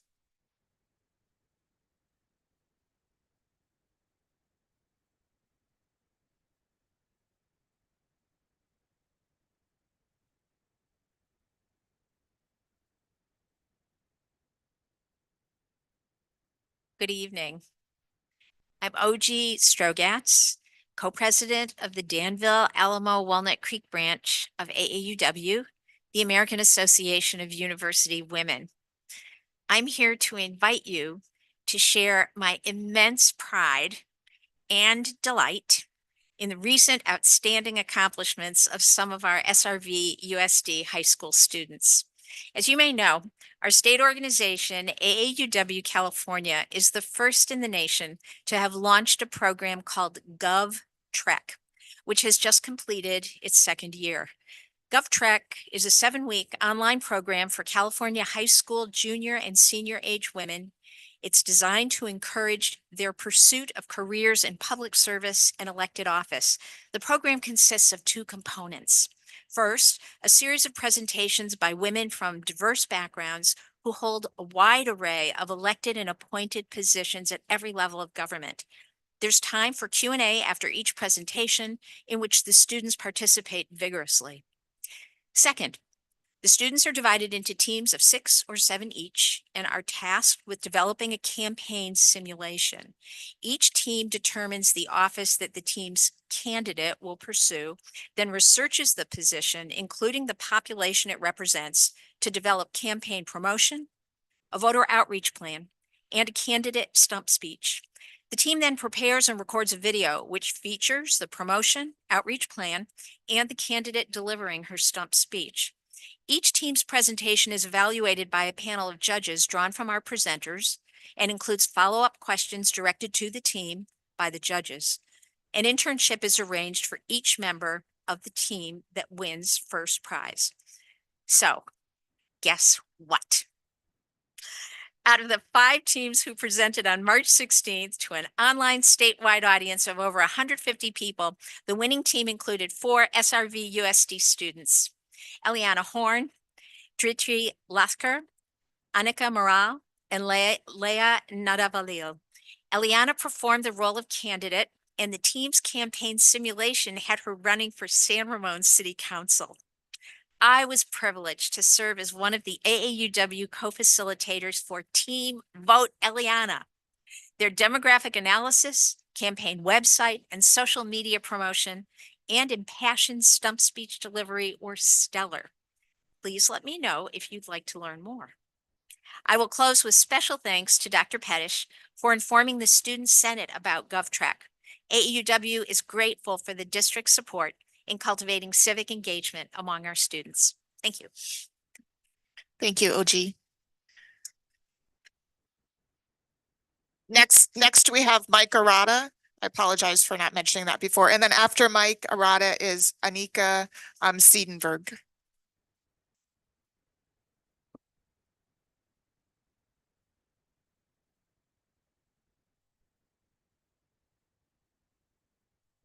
All 5 of you have endorsed the campaign to push measures E and F, despite that campaign's dodges, outright deceptions, and questionable funding sources. The sign mentions some of those problems. Number one, the tax promoter campaign claims that Measure E is not a new tax, quote unquote.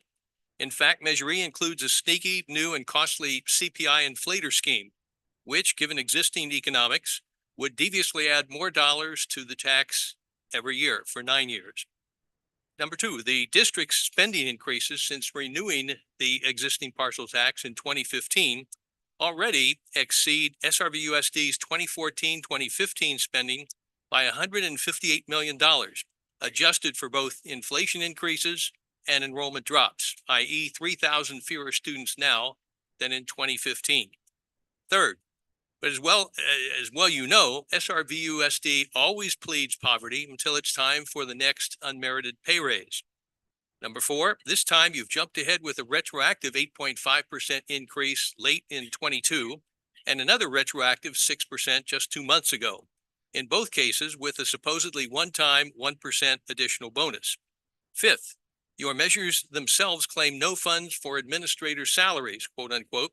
But again, as well you know, partial tax dollars free up other general fund dollars for inevitable, eventual Me Too administrator increases in salary. Sixth, you and your statistics personnel have cynically misled parents and other taxpayers regarding CAASPP test scores by comparing 2023 numbers only to 2022's already poor performance, instead of the substantially higher pre-COVID 2015 through 2019 scores. Even your high achieving students, as I mentioned before, from Asian originating families were about 5 points lower than before, but they still exceeded the next largest and next highest racial subset, white students, by 14.5 points in English and 23.5 points in math. Seventh, your decision to operate the Measure E and F partial tax election as a special vote by mail only contest and to skip the March 5th primary will apparently cost district taxpayers something on the order of an extra $1 million. Eighth, tax-exempt PTA and school foundation dollars are funding your deceptive campaign so far to the tune of nearly $46,000. Many more needed facts about Measures E and F are posted at betterschoolsnotmoretaxes.com. There's no break or underscore between the words, just a dot after the www and before the com. Again, as shown in the sign, it's www.betterschoolsnotmoretaxes.com. Hope those listening will pay attention and look up that site. Thank you, Mr. Arata.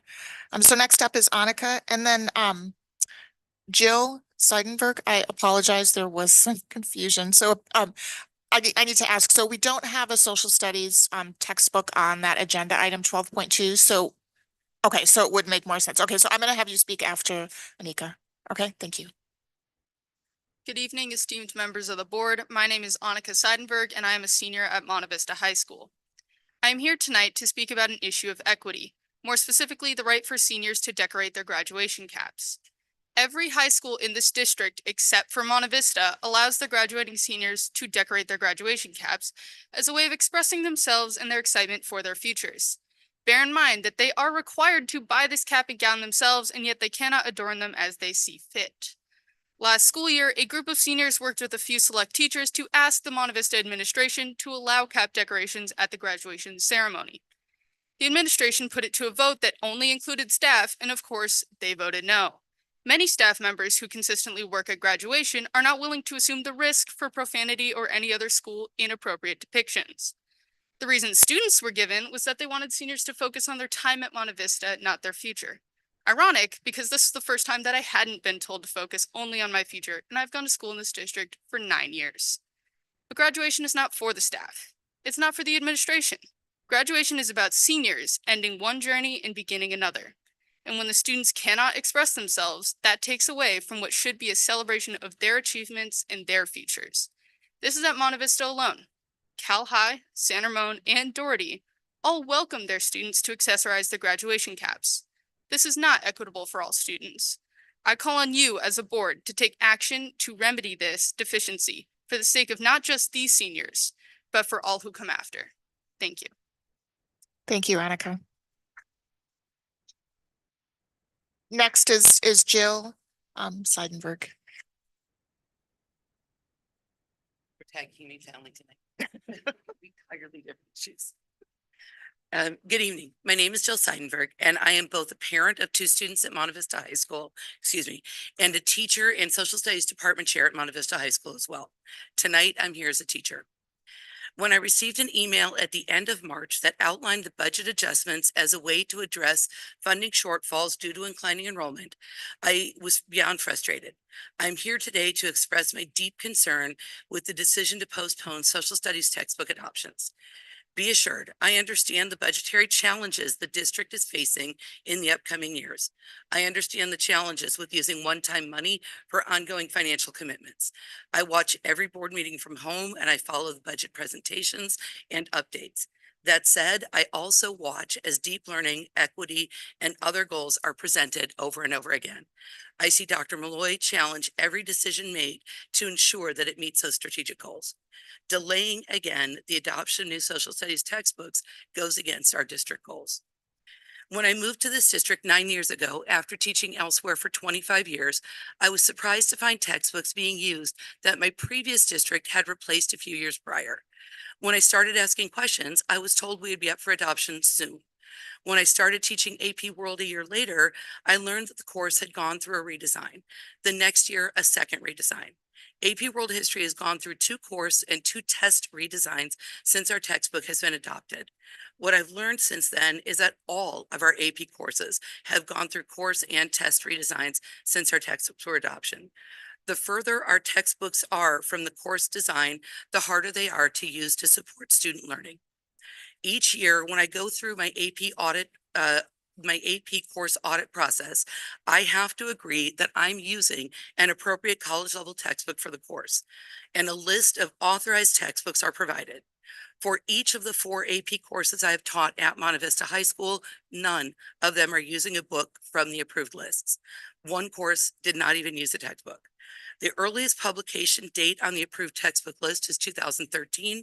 I'm using a textbook from 2006 currently, the same year our current seniors were born. Every year, I and administrators are on my site are expected to sign stating an appropriate and approved textbooks are being used when they're not. I find my integrity challenged each time I'm asked to do this. I'm going to skip a whole bunch. Okay. I'm going to skip a bunch of other things to get to the end. Finally, in all of our other social studies courses, we're using textbooks that are woefully outdated. There's a teacher in our school site that graduated from Monte Vista in 2005.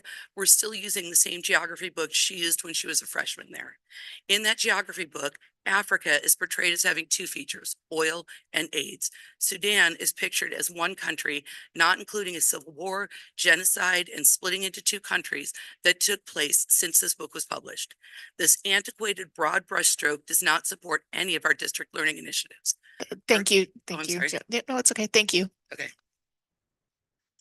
All right, so that's the end of our non-agendized public comment. So next we move on to 10.5 Association President's Report. I guess Tammy Castelluccio, thanks.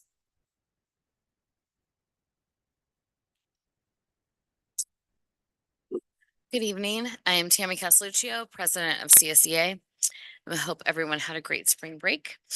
I would like to extend another congratulations to Elena Scara, Child Nutrition Kitchen Manager at Cal High, for being selected the District Classified Employee of the Year. Moving on to the county. It is well deserved. Elena and her team work very hard to provide meals to all students at Cal High. Thank you for recognizing her this evening.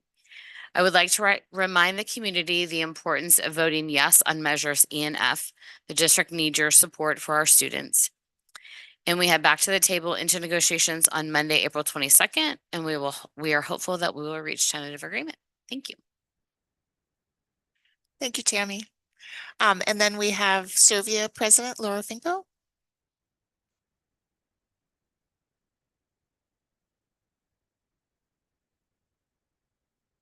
For a second there, I was about to say good morning. Still on Washington's time. Anyways, good evening, everyone.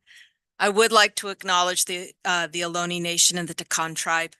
The Ohlone Nation is the indigenous people of the San Ramon Valley area where we are here tonight. And we do want to take a moment to acknowledge and pay our respect to their ancestral land. My name is Laura Finco. I am the president of the San Ramon Valley Education Association, representing the over 1,700 non-managerial certificated personnel in the district. And I want to take a little brief moment to welcome back Meredith Bullock for next year, although she's got some big shoes to fill with Carrie Van de Star. We very much have enjoyed the time that Carrie has been in our district, working in our human resources department. And as I have shared publicly and privately, and I will again share publicly tonight, Carrie has definitely brought human and resourcefulness to that department. And we very much have appreciated the partnership that we've had with her. We are definitely going to miss her. Dr. Malloy, I'm still mad at you. I'm not going to say anything to you tonight. Joke. Sorry. Not serious, not serious. That's like a good thing. He'll get his in May. I also want to congratulate the student athletes. I was seriously just in awe at not only the achievements and excellence in their performances in their chosen sports, but also the diversity. As I'll share with you, when I was in high school, which was like a little bit of a long time ago, women's wrestling, right? That is just absolutely so cool. And we also have women's flag football. And these students, regardless of what sport they're doing, they are excelling. But I also know that our students not only are excelling as student athletes, but they're also excelling academically, because in order to get to that level of achievement in the sports that they are, they have to also be maintaining their grades. And so it's just really, really awesome to see them. And I will share that I've recognized a few of those last names. And so it is just really neat. I'm into now my 30th year into this district, and just seeing the growth of our youth, it is just exciting. And so I just wanted to do a serious shout out. I find it completely inspirational and so awesome to watch what our students continue to do. As educators, we've made a commitment to ensure our students have the best opportunities as they navigate their educational journeys. People have heard it said that our students deserve the best class sizes, the best supports, and the best educators. I don't think that there's anyone in this room, maybe, or anyone watching who would disagree that this is why our kids really need our community to step up and pass Measures E and Measures F. Ballots are out, and it's up to our community to do the job now. Continuing Measure E, which is not a new tax, will attract and retain the skilled, experienced, and dedicated teachers, emphasizing and prioritizing fair compensation that not only includes salary increases that match CPI and the cost of living, but also benefits that allow us to be able to take care of our families, is one of the markers for this school district that brings highly qualified educators into our district. Supporting innovative academic programs, including science, technology, engineering, art, math, reading, and writing, preparing our students for college and career, and including career tech educational courses, are all things that Measure E will continue to support.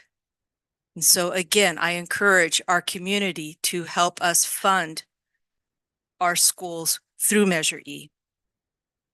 Measure F, which is new, it's an expansion, will support reading and literacy development for our youngest learners, particularly as we know that we're reducing or repurposing budgets and needing to really look at how do we prioritize where our financial obligations go.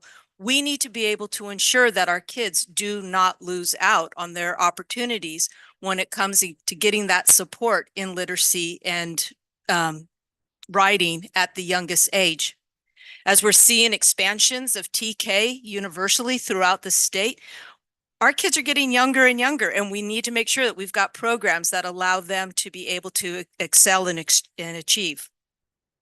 We also need to be able to provide qualified classroom teachers that are specializing in students with special needs, and Measure F will help provide this.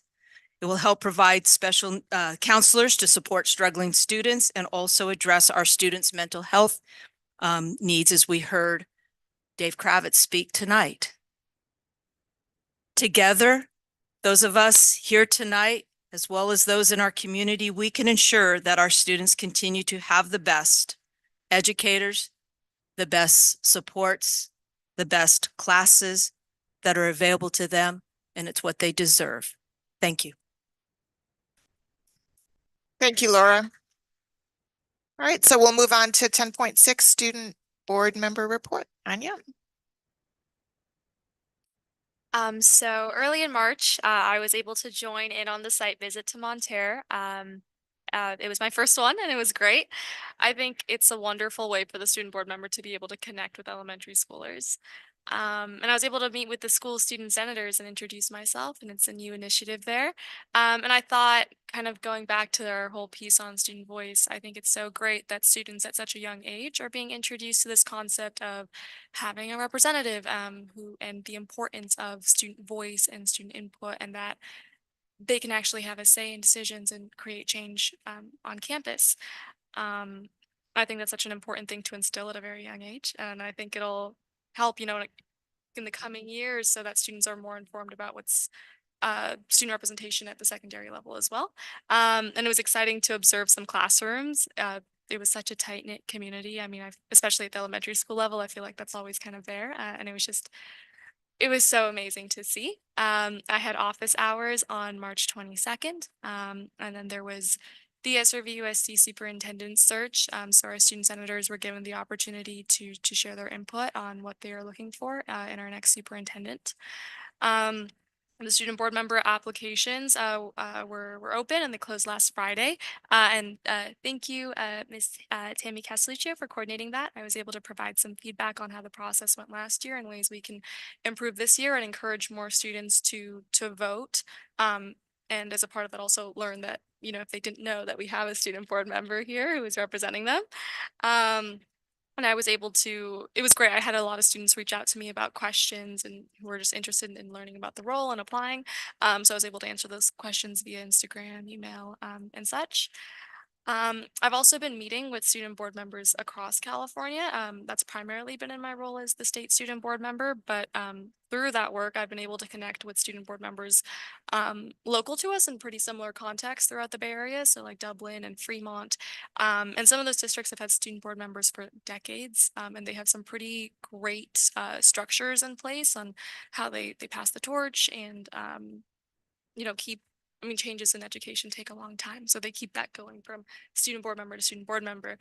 So I've learned a lot, and I'm looking forward to seeing how that can be applied to our own district. So I think that'll be primarily my focus in the coming month. It's going to be an end to a really long journey. And then our student senate meeting was rescheduled to April 29th. And yeah, that's it for me. Thank you, Anya. All right, so next we have superintendent report 10.7. Thank you, President Pratt. And tonight I just want to highlight something that I think is another aspect to shared leadership.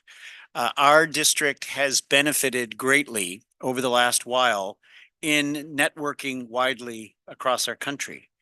We have been able to do that mostly virtually, but we've also been able to attend sessions in other districts where we learn new ideas and gain valuable insights. And the purpose of that is to figure out how we can improve what we already do, to see how others might be tackling problems and challenges, and to learn. Because once you have those networking opportunities, you then have relationships. And through those relationships, it then allows us to always be connected in ways that allows us to grow.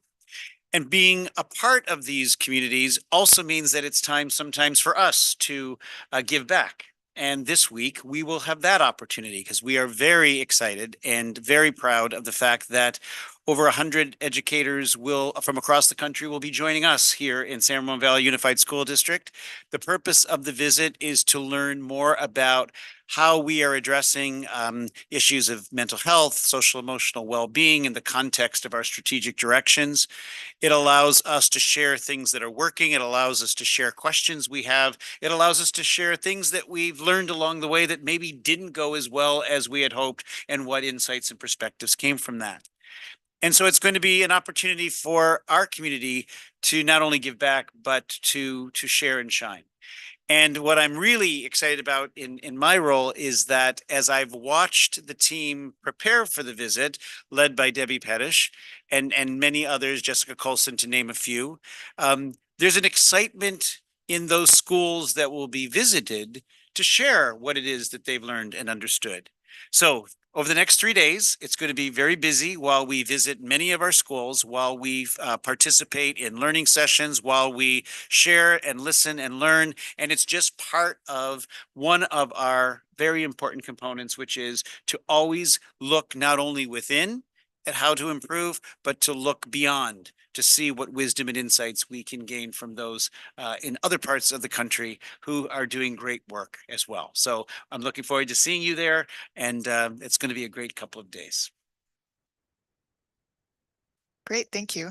And I heard that Steve Young is a keynote. He is. I'm going to be out of town for that, unfortunately. All right, great. So next we move on to action items.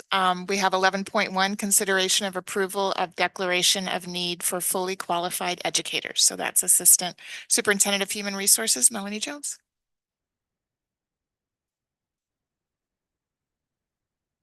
Thank you, Logan.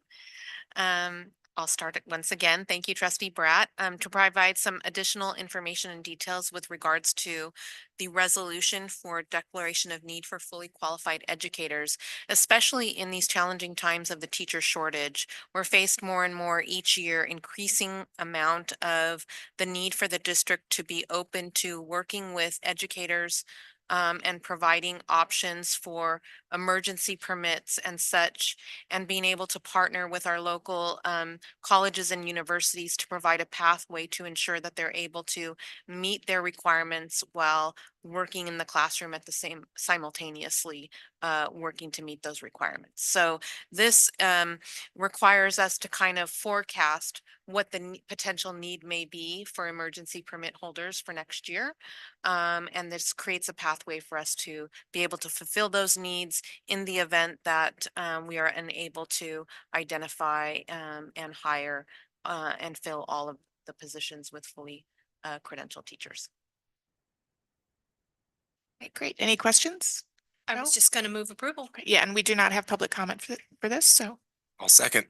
The motion was made by Board Member Hurd and seconded by Board Member Van Zee. Roll call vote. Student Board Member Iapan. Aye. Board Member Hurd. Aye. Board Member Van Zee. Aye. Board Member Ordway. Aye. Board Member Clark. Aye. Board Member Bratt. Aye. The motion passes 5-0. Great, thank you, Melanie. Next, we have 11.2, consideration of adoption of resolution number 65, 2324 to finalize the discontinuance of classified employee services at the end of 23-24 due to a lack of work and or funds. So that's you again, Melanie Jones. Thank you again. So this is just the final step in the statutory process for the previous resolutions that the board has already approved earlier this year, specifically on March the 5th regarding the discontinuance of certain classified positions. What we've outlined here is part of the statutory process that requires us again to specify specific employees who have been affected by this process, as well as the vacant positions that are being reduced and or eliminated. I wanted to specifically point out that although, as you see included in attachment A, with a list of affected employees, I wanted to assure the Board of Education this evening that every single one of these employees was offered an alternative position within the district, and we made every effort to keep all of our employees employed with the district. And so that's something that we're, happy to be able to provide, although not everyone accepted an alternative positions, a position was offered to them. Any questions or comments? Okay, and we don't have public comment for this either, so can I get a motion? I'll move approval. Second. The motion was made by Board Member Clark and seconded by Board Member Ordway. Roll call vote. Student Board Member Iapan. Aye. Board Member Hurd. Aye. Board Member Van Zee. Aye. Board Member Ordway. Aye. Board Member Clark. Aye. Board Member Bratt. Aye. The motion passes 5-0. Great, thank you. Thank you, Melanie. So next we have 11.3, consideration of acceptance of the Measure D Facilities Oversight and Advisory Committee Annual Report for June 30th, 2023. And I believe that's Assistant Superintendent of Business Operations, Delicamp. Yes, good evening, trustees. This evening, we have the chairperson for our FOAC committee here to present the oversight report, the annual report for the 22-23, so 23, June 30th, 23 report.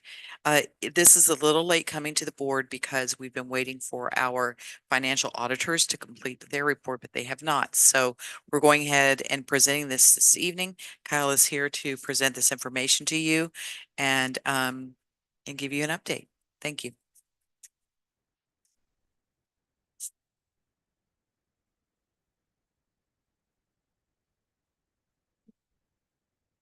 Good evening, trustees, Dr. Malloy, staff, members of the community. My name is Kyle Levy, and I am the current chair of the Measure D Facilities Oversight and Advisory Committee, or as Dr. Kemp said, affectionately known as the FOAC. And I am here tonight to present our annual report for the fiscal year ended June 30th, 2023. And thankfully still already gave all the excuses for why this is late, so I don't need to go into that. Let's see here. So just a quick overview of the composition of the FOAC. Proposition 39, which was passed back in 2000, requires school districts to establish citizens oversight committees to actively review and report on the proper expenditure of taxpayer money for school construction and to inform the public concerning the expenditure of bond revenues. Such committees shall have at least 7 members and meet at least 4 times per year. There are some other requirements which I omitted for brevity, and the committee is required to issue a report to the public. And in terms of the current composition of the committee, there's myself, along with the other members. I would like to note that Ed Duarte, Todd Bryant, and Garrett Gritz have since moved off the committee, but the other members are still present, and we've added some new ones who were not on the committee during the last fiscal year, but are for the current one.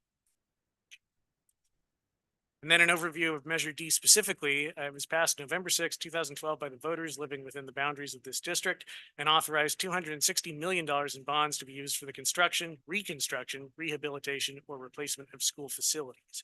All of those bonds have been issued as of June 2019. And the cumulative expenditures to date through June 30th, 2023 were $255.4 million. So you might notice that those two numbers are very close to one another. The FOAC is definitely in the stages of sort of the final bit of the bond money.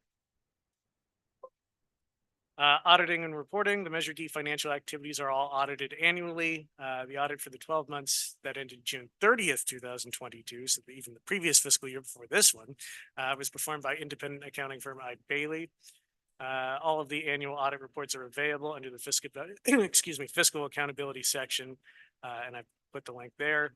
The audit firm provided an unqualified opinion dated January 23rd, 2023, which was reviewed by the FOAC, and we approved that audit report at our meeting in April 2023.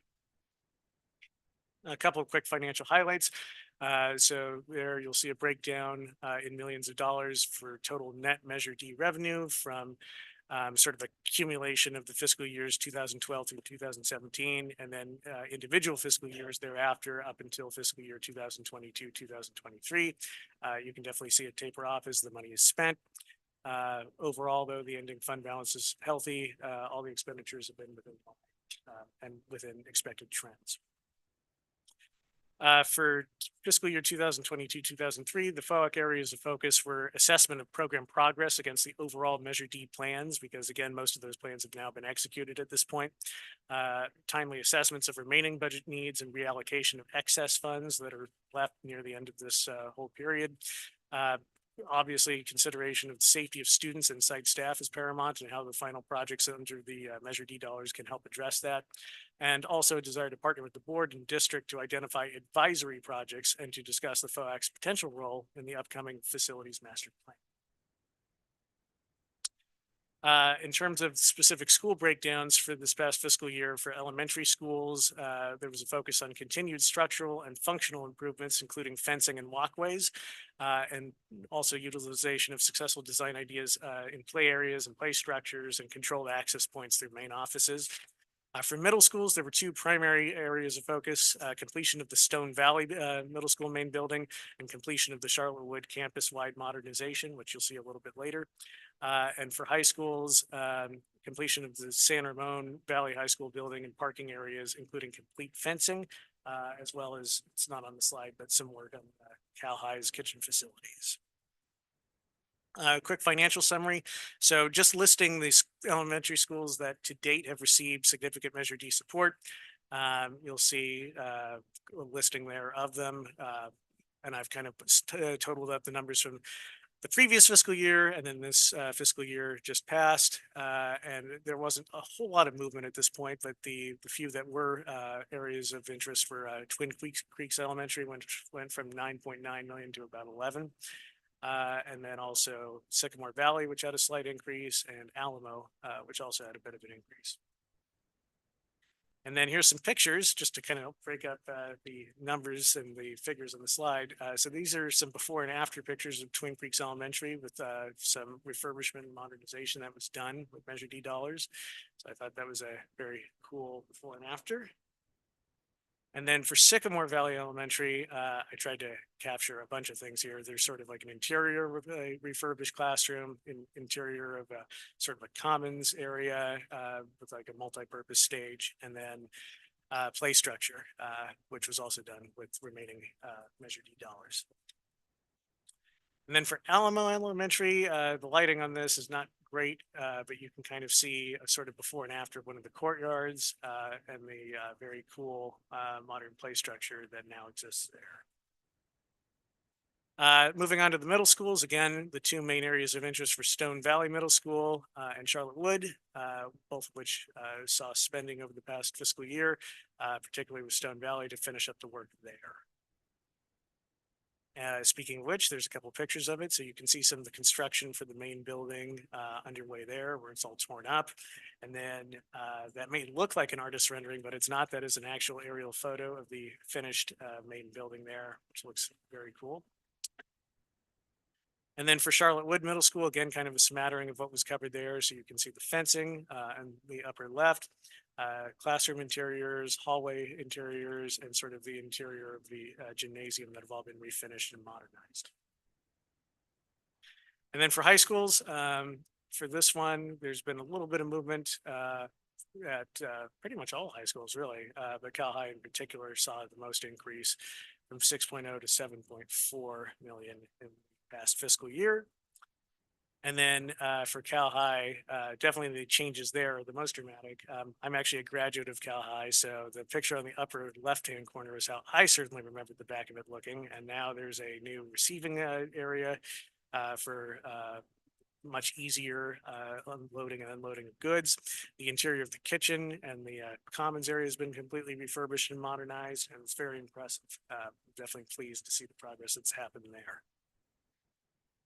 Overall, and to kind of wrap things up, the FOAC committee believes that bond funds have been expended for purposes that are consistent with Measure D. We believe that the projects have proceeded as intended, with any substantial issues and opportunities always being presented to the committee for review and comment before any action was taken.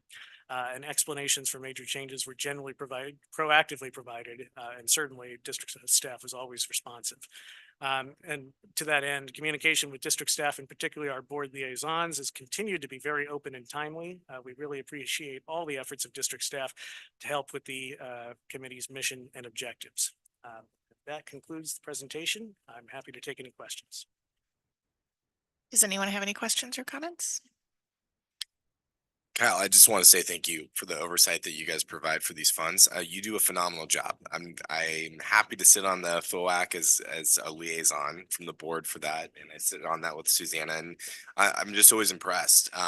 It's so essential that we have that oversight coming from a wide variety of folks from our community. And so we started roughly with what, 260 million? Correct. And we're down to 3.1. Yes. So yeah, so a longevity there of effectively and wisely spending those dollars to help our schools, and I appreciate all the work you do. Yeah, no, I'd like to second that. Thank you, Kyle, and actually the whole FOAC committee members who no longer is on this year's FOAC, but also the new members, because your work is very important to make sure that funds are taxpayers' funds, right, are spent wisely and where they're supposed to. So thank you. I want to say thank you also. I spent 3 years as a vice chair of the FOAC, so it's kind of near and dear to my heart. And I know there are so many smart people on the FOAC. It really was so great because I really felt a lot of confidence in the decisions we were making. And I was on it when we were going through the San Ramon Valley High School building, which is the biggest project we've ever done in this district, and ended up costing a lot more than what we thought, but it is beautiful. So please send my thanks to the rest of the FOAC members. I will. Great. Thank you so much, Kyle and Stella. Thank you for the report. Oh, we have to take action. I just want to add one more thing, because when you're out walking for any measure, you're interacting with the community. And I just think it's really important to add that this bond measure was passed in 2012. The intent was that we would try to do a bond every 10 years. And so this one is actually extended to 12, and, granted, COVID interrupted things, but the bonds are really an opportunity for our community to take a lot of pride in our continued investment in our school facilities and ensuring that our school facilities are modern and functional and efficient and properly maintained, so that we never go back to where we were in the early 90s when we couldn't invest in our buildings. And so thank you to the FOAC for being part of that process, because a FOAC is what allows us to pass a bond at 55% instead of 2/3. And so thank you for you and your committee's work. Great, thank you. And I believe we need a motion to approve the annual report. Oh, I'll move that motion. I'll second. The motion was made by Board Member Ordway and seconded by Board Member Van Zee. Roll call vote. Student Board Member Iapan. Aye. Board Member Hurd. Aye. Board Member Van Zee. Aye. Board Member Ordway. Aye. Board Member Clark. Aye. Board Member Bratt. Aye. The motion passes 5-0. Thank you so much, Kyle. All right, so next we move on to 11.4, consideration of approval to enter into lease agreements with school-aged childcare providers at 4 sites. So that would be Stella Kemp. Yes, good evening, trustees. So this is a process that's been going on most of this year. We brought to the board an update to BPAR 3280.1, which outlined the selection process for the district to identify qualified childcare provider leases that would be issued. And so the process that's outlined in the exhibit was applied this year for the first time to the process for identifying childcare providers. So what happened was that we started with a survey to the community of the 4 schools that were identified where their lease was ending at the end of this school year, 2024. And sought information from the survey regarding the qualities of the child care provider. And then we use the qualities along with the qualifications that are necessary for child care providers in California to be licensed, and use that then to advertise for proposals to different child care providers who submitted their proposals to the district, and these were reviewed, and the providers were invited to a vendor fair. And at the vendor fair, the families pre-registered, and we also allowed those who did not pre-register to just show up, and we gave them a survey to complete following the visits with the child care vendors that were there. And using that, along with a review of the RFP, we scored the provider's responses, the survey information, and those then were brought to a committee who reviewed them and identified two finalists. The names were submitted to the 4 elementary schools, and then the schools then selected from one of those 2 finalists as their new child care provider. So tonight, what you're doing is you're authorizing me to enter into lease agreement with the 2 providers, Kids Country, which will be at Live Oak, Neil Armstrong, and Tassajara Hills, and Alpha Best, which will be at Hidden Hills. And so I will enter into a lease agreement with them for a term of 2 years. And then following that, then we'll make a decision what we're doing moving forward. But that will line up all the leases on the same terms for all of our childcare providers. Does anyone have any questions? We don't have any public comment, so I just want to say how much I appreciate the process. It felt like we were able to put in place a process that then moving forward we can use in the future. And to the point of not having public comment tonight, I think that shows that it really did include the shared leadership with our community to be able to come to this decision. And I appreciate all of the work that went into that. So I think that this is a good thing, and I look forward to the communities that are going to be built at those school sites by those providers. Thank you. So I think we have to take action. I'll move approval. Second. The motion was made by Board Member Hurd and seconded by Board Member Ordway. Roll call vote, Student Board Member Iapan. Aye. Board Member Hurd. Aye. Board Member Van Zee. Aye. Board Member Ordway. Aye. Board Member Clark. Aye. Board Member Brown. Aye. The motion passes 5-0. Great. Thank you, Stella. All right, so now we move on to informational items. 12.1, first reading of revisions to Board Policy and Administrative Regulation 0000 Vision, and that would be Executive Director Debbie Pettish.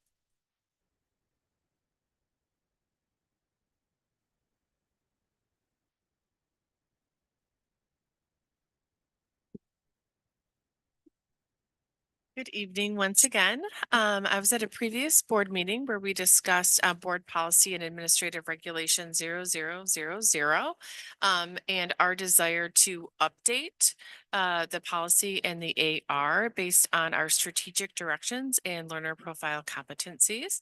And so we brought a different version back here that has been slimmed down quite a bit, and we feel really exemplifies what was in our original strategic plan and strategic directions that we proposed to you in June of 2021. Does anyone have any questions? I've got a couple questions. One, thank you so much. I'll make a comment. Thank you. I know I had a lot of comments and questions on the last version of it, and I know that there was a lot of work that went into that first version, and I can see there's been a lot of work that's gone into the second one as well too. And very good. So the one it's a question and a comment just on how I view some of the one particular piece of the wording in this, and hopefully you can give me a little bit of clarity on that. So just to state in the beginning, I think that this policy is going to be an amazing policy because it's really going to provide us future direction source of where the district's going. Board members change, teachers retire, superintendents leave sometimes. And so I'm sorry, John, it was an open for a dig there. But the idea of this is there's some sort of an evergreen policy or evergreen direction of where we're going. So I'm just reading it with every single word like that, like I know everybody else is as well. So one of the questions that I wanted to go into in the, let's see, I think it's page 108. Let me find it exactly. 105 of the policy. This is under equity, and this is under the regulation section of this. So yeah, the regulation. Yeah. Okay. AR, They yeah, are, okay. yeah. And so this is under equity, and section 2 under equity states create culturally responsive policies, procedures and practices that lead to equitable outcomes for students. And then below it, there's kind of a subpoint that's the inverse of that. So as needed, conduct review of all system-wide policies and practices to assess the impact on inequitable outcomes. So my question kind of centers around the outcomes word, not the equity word. I see this as kind of like two separate ways, and I'm going to try to explore this a little bit so you understand the paradigm that I'm looking at with. So I could see this being two different ways. So equity of outcomes or equity of resources.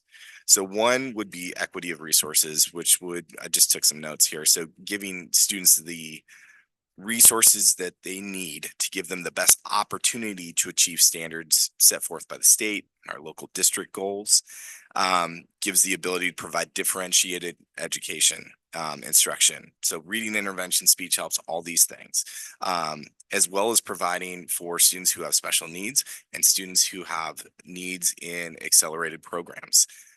So there's kind of in that paradigm, there's an individual growth providing for all students.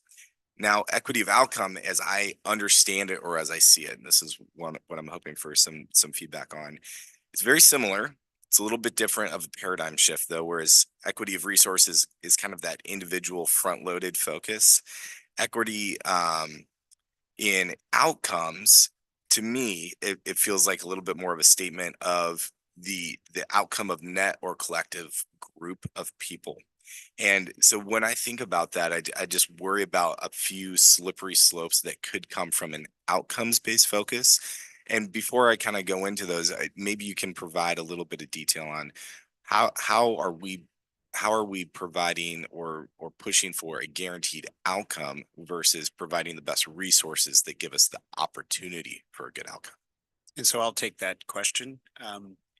The language of outcomes came directly from the board approved process from June 15th, 2021.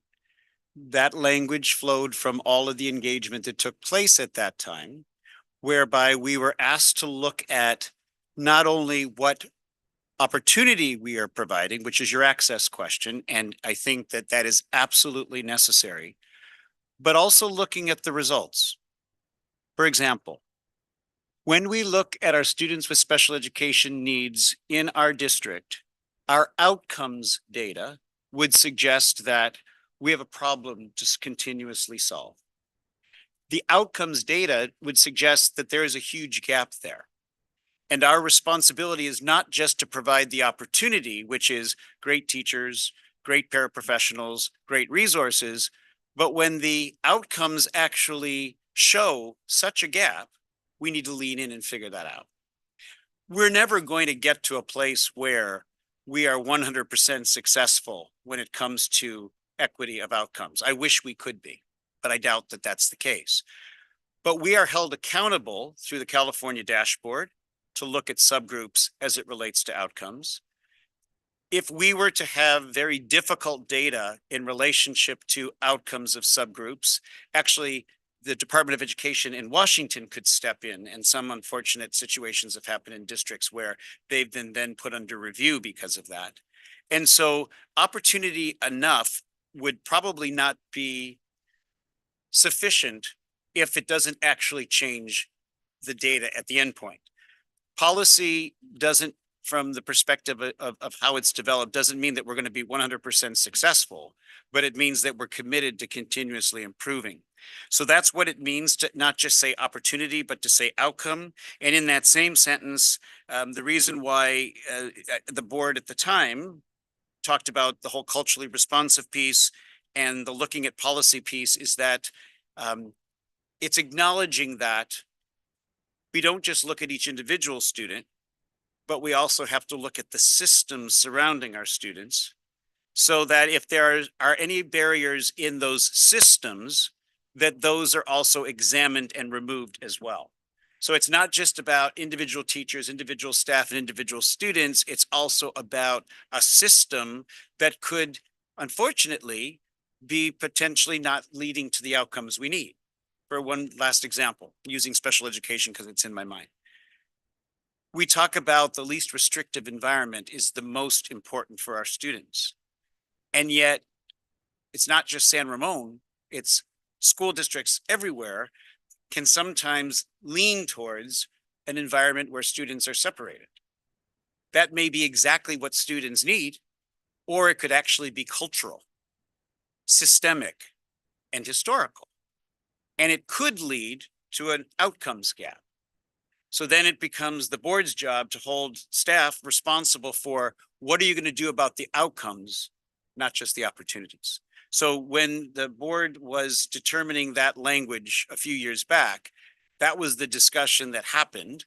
That was the data that we were looking at, because we have some data points in our district that show that we have an outcomes gap.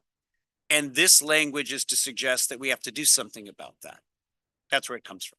Yeah. Yeah, and if I remember too, it was a conversation around accountability as well, and making sure that, that I don't want to say that providing opportunity is solely performative, but it can be, it may not have the impact, just providing the opportunity, just providing the door. We need to sometimes help folks walk through the door, and then we need to make sure once they go through the door that they have the support that they need so that they can actually get something from what's inside that room. And so it's that accountability, and then us as a board in policy being aware of that and making sure that that staff is providing us that information, that data, those outcomes, so that then we can have the conversation that we need to have, whether that means changing the systems, changing the policy, the processes, having different goals or benchmarks that we're looking at. So that's kind of the background of that. No, that's super helpful to get the background of it too. And it's not a huge sticking point for me. It was just the one thing that popped out, because in my mind I go, well, how do you, and it's not exactly saying that we're not ensuring equitable outcomes. And to your point, you're striving for it. And there are tricky sides of both those coins. And, one would be providing an opportunity that doesn't actually lead to an outcome and not having a process of systems to review, which is why the wording is what it is. See that? And I think the flip side of that too, that I also think that we need to be cognizant of, and why I'm not as concerned, because when you couple this vision policy with our strategic directions, learning profile, commitment to excellence, all these sort of things, that's great. But I would also want us to be cognizant that we don't end up in a place in the future, not now, because I know we don't have it now, but in the future where we're going, okay, for example, without naming the school, a school that I visited this year, they had phenomenal increases in their reading scores. But at the end result, they didn't hit their second metric, because they're even though students in kind of underrepresented groups that we're looking at, they increased a huge amount. But students who weren't in that underrepresented groups increased even more. So they didn't hit the metric of closing the gap, but they did a phenomenal, great opportunity for all their students.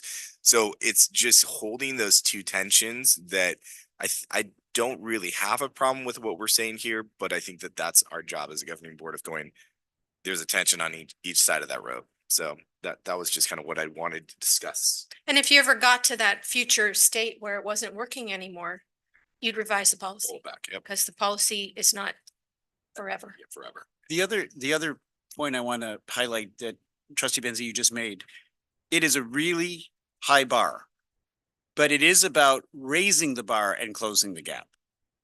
It's never about bringing the bar down. But if there's still a gap, even when there's improvement, the question still becomes, what is it we need to do differently to not let anything falter, but to ensure that that gap begins to be erased? Now, there are some that believe because they've told me that that gap will always be there. And as educators working with our board, I would ask that we never accept that. Even if it is unfortunately a reality and there are conditions that might exacerbate that reality, this policy drives us to figure out what more can we do? What else can we try? So we're raising the bar and closing the gap, but celebrating all successes, because in that school that you described, if everyone improved, okay, that still should be celebrated. And then what's the next step to figure out how do we get more personalized with our interventions and our instruction and then our intervention so that we're still holding that bar and moving the kids that need to move further. I'll give you an example. Our before and after school interventions, the initial data is showing us moved some of those kids that might have had greater gaps quicker. So then we might have to come to you and we're aligning resources and say, we got to figure out how to afford more of this because this particular intervention actually seemed to move quicker than some of the other things that we've done. And so that then this policy drives you overseeing us to say, we got to align more resources there because we actually saw better gains than we had using other interventions. I'm just using that one example because then we can still hold that bar and close that gap. Yeah, absolutely. Yeah. And getting to those root causes on, on both sides. So no, thank you for letting me kind of explore that. I already had a ton of comments and questions on the first version. I really appreciate the second version and for the time to kind of, because I wasn't here in 2021. So getting the chance to get a little bit of that perspective on where we're at. And I am comfortable with this, with the, especially as it's coupled with the rest of the vision as well too. So. Any other questions or comments? Nope. Nope. All right. And it's just informational, right? Yep. I got it to my. All right, great. And then we move back on to Debbie, I think. So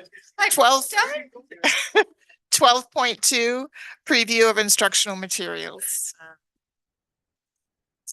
So sorry. Everybody feels that way. You're I'm done. sick of hearing from me this evening. So, but thank you. So preview of instructional materials. We are so excited to be bringing forward tonight preview of curriculum in 4 areas: 3rd grade English language arts, K-12 English language development, transitional kindergarten psychomotor, and then secondary world language in Spanish and French. And if you recall, we brought Chinese earlier in this school year. So in terms of 3rd grade ELA, in terms of our pilot process and timeline, we only piloted one product, and that is Core Knowledge Language Arts, which we refer to as CKLA. And we did that because we know it's a high quality product and we use it already in K2. So it's evidence-based and we've already found a lot of success in K2. So we had 40 3rd grade teachers who volunteered to pilot, and they have been piloting from January up until just recently. We looked at qualitative data, including teacher input, student interviews, and classroom observations. And overwhelmingly, over 80% of the teachers chose CKLA. They wanted to move forward with it. And again, piloting one set of materials, if the teachers don't like it, and that does happen at times, we definitely make a decision then to move on and pilot more materials. But they really, really loved CKLA. For 3rd grade is very explicit reading instruction that is aligned to the science of reading. And again, aligned to our current adopted program, so students can transition really easily from 2nd grade to 3rd grade. And then we have K-12 English language development, and that is for, of course, our English language learners, for them to receive designated instruction. For elementary, we piloted Language Power, and for in secondary, English 3D and Read 180. And we had 15 ELAC sites, and ELAC stands, of course, for English Language Advisory Committee sites. And so they have over a certain number of English language learners at their schools. And we started this pilot in the fall, and we just concluded it recently. And so based on data from these pilots, you can see, and also teacher observational data, you can see that we use Dibbles and FastBridge. Those are two screeners that we use for English language arts in the elementary and secondary levels. You can see a decrease, 6% at elementary, 7% at secondary in terms of our at-risk English language learners. So that is very positive data. And then you can see reclassification. So once English language learners reach a certain stage of proficiency, they can go on and be reclassified as English proficient. So that's obviously something we want to nurture in our students. And so you can see the increase from 22-23 when we did not use these curricula to 23-24 and the increase in reclassification, which again is something that we want to strive towards. And so those are our recommendations to adopt those materials. They're engaging, standards aligned, vocabulary rich, evidence and research based.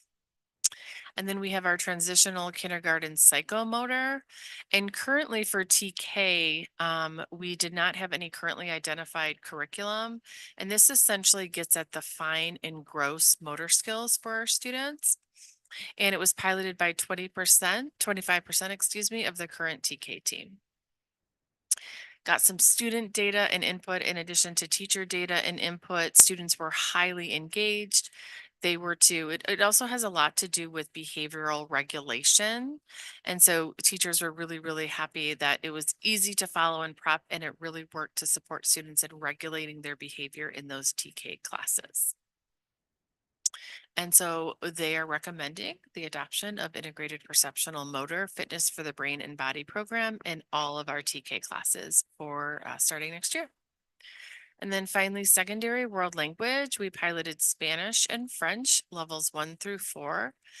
Spanish piloted the resources that you see there, and then chemistry, you can see the different materials that they piloted. Many different teachers across our secondary sites.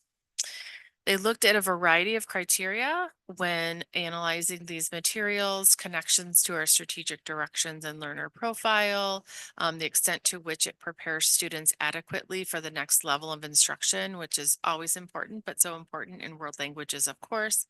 Looked at the extent to which they accurately portrayed different cultures, avoided cultural stereotypes and biases, and then of course, strong, authentic oral and written communication, which is of course so important in the world languages. So they decided to choose SRVUSD for levels 1-3 in Spanish, and then CLET for level 4. And they assure me that there is a smooth transition along with our coordinator who has been working closely with the world language teachers. And then French, Branche, Carnegie for levels 1-4. And again, aligned well with our strategic directions, diverse cultural perspectives, etc. And so again, this I'm bringing to you tonight for preview. And so the materials will be available for anybody from the community to come and preview from tomorrow through May 14th, the next board meeting where they will be up for adoption. Individuals are welcome to visit the district office. It's building C in the back between 8 a.m. and 4 p.m. I realize that time is not convenient for many people. So feel free, anybody from the community can email me and we'll set up a special time that works for them where they can come in and preview the materials. And then I can't think enough to write down the names here. You know, doing a pilot like this is a lot of work. And so I can't thank enough Deanna Zapia. She did so much work with our CKLA over the last several years, including this 3rd grade pilot and with all of our ELD work. And so it's just been phenomenal. We also have Jackie Finelli and Iman Maria. I think they're both still here. Oh, yay. Okay. There are 2 of our amazing, fantastic world language teachers. And again, it's a little bit like herding cats, right? Everyone wants this and that. And, you know, we want to meet at this time. And it's a lot of work goes into it. So awesome job, you 2. And then they worked alongside coordinator Daron Marcus in organizing those. And then Katie Witt worked alongside our TK teachers in finding the appropriate curriculum for the psychomotor. And then really, again, all the teachers that pilot, they they really have to go, you're used to one thing that you used for years and then you have to switch gears, and we make them meet and talk and kind of process the extent to which they like the materials over time and the extent to which they really meet the criteria that we set forth. So it's a lot of extra work. So thank you to everybody who is involved. Any questions or comments? I have a question, Deb, about the ELA. Yeah. I understand this is just the third grade knowledge part. But we also have this freeze on curriculum. So is there a plan to continue to invest in the CKLA knowledge for 4-5 eventually? And also about the K2 piece that's separate from skills? That's a great question. Give it our budget constraints right now. All of that is on hold until we see, maybe potentially what happens over the next few months. However, we have been having very extensive and intensive discussions, and Deanna Zappia is here if we need more additional details about how we are supporting, especially those 4-5 teachers with regard to the science of reading. And we've added some supplementary resources over the last several years to support them. And we've been talking about potentially some summer work that would really outline a scope and sequence for those teachers to support those students to still integrate the important concepts of the science of reading into grades 4 and 5. Okay, thanks. I know it's a work in progress. I was just wondering if you had, any intel, and you did. Thank you. Thank you for asking. And then one quick question on the TK psychomotor program. We have that listed instead of like a sum as $150 per student. Is that just because we don't understand what enrollment is going to look like? That's a piece of it, just because TK is still in flux. Got it. Okay. All right. Thank you. Thank you. Any other questions? Nope. All right. And this is an informational item. So thank you so much. Thank you. All right. So now we move on to administrative matters. 14.1 board member reports. So we can start with Rachel. So I have a bunch of stuff. I mean, it's been like 6 weeks since we met. In those 6 weeks, I've been on 3 site visits. One was to Diablo Vista, like the day after our last board meeting, and another to Monterey that I did with Anya, and then one just yesterday with Coyote Creek. And I just have to say again, I love this format. Even though we don't get to come with John, we do a really great job with our directors emulating what you do. And it was really fun yesterday where Hong was like, you get to ask the first question.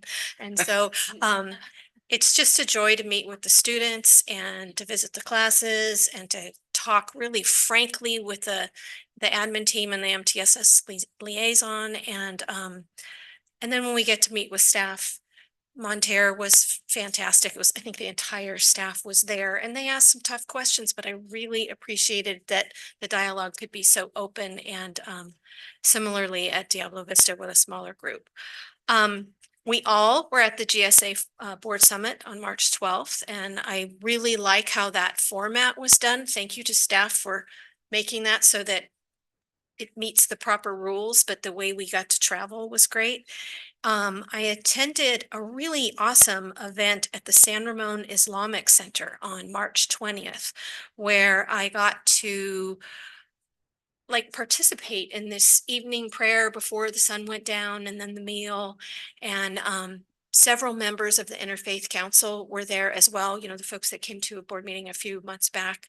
And they happened to tell me there about this Interfaith Earth Fest that I will share with all of you because we're all invited. And that is on Sunday of this coming weekend.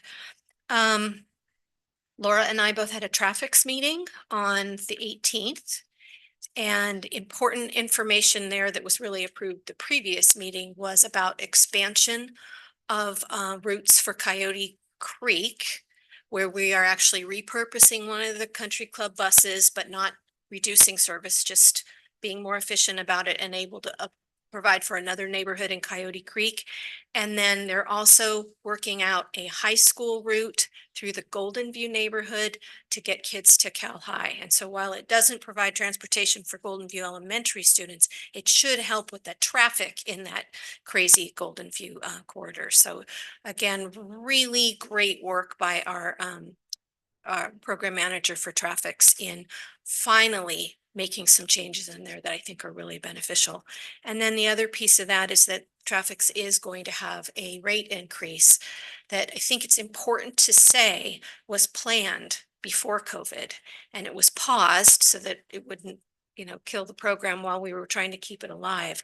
But the program isn't sustainable without that increase. And so there's district communication about that, but we really hope that it doesn't impact the program.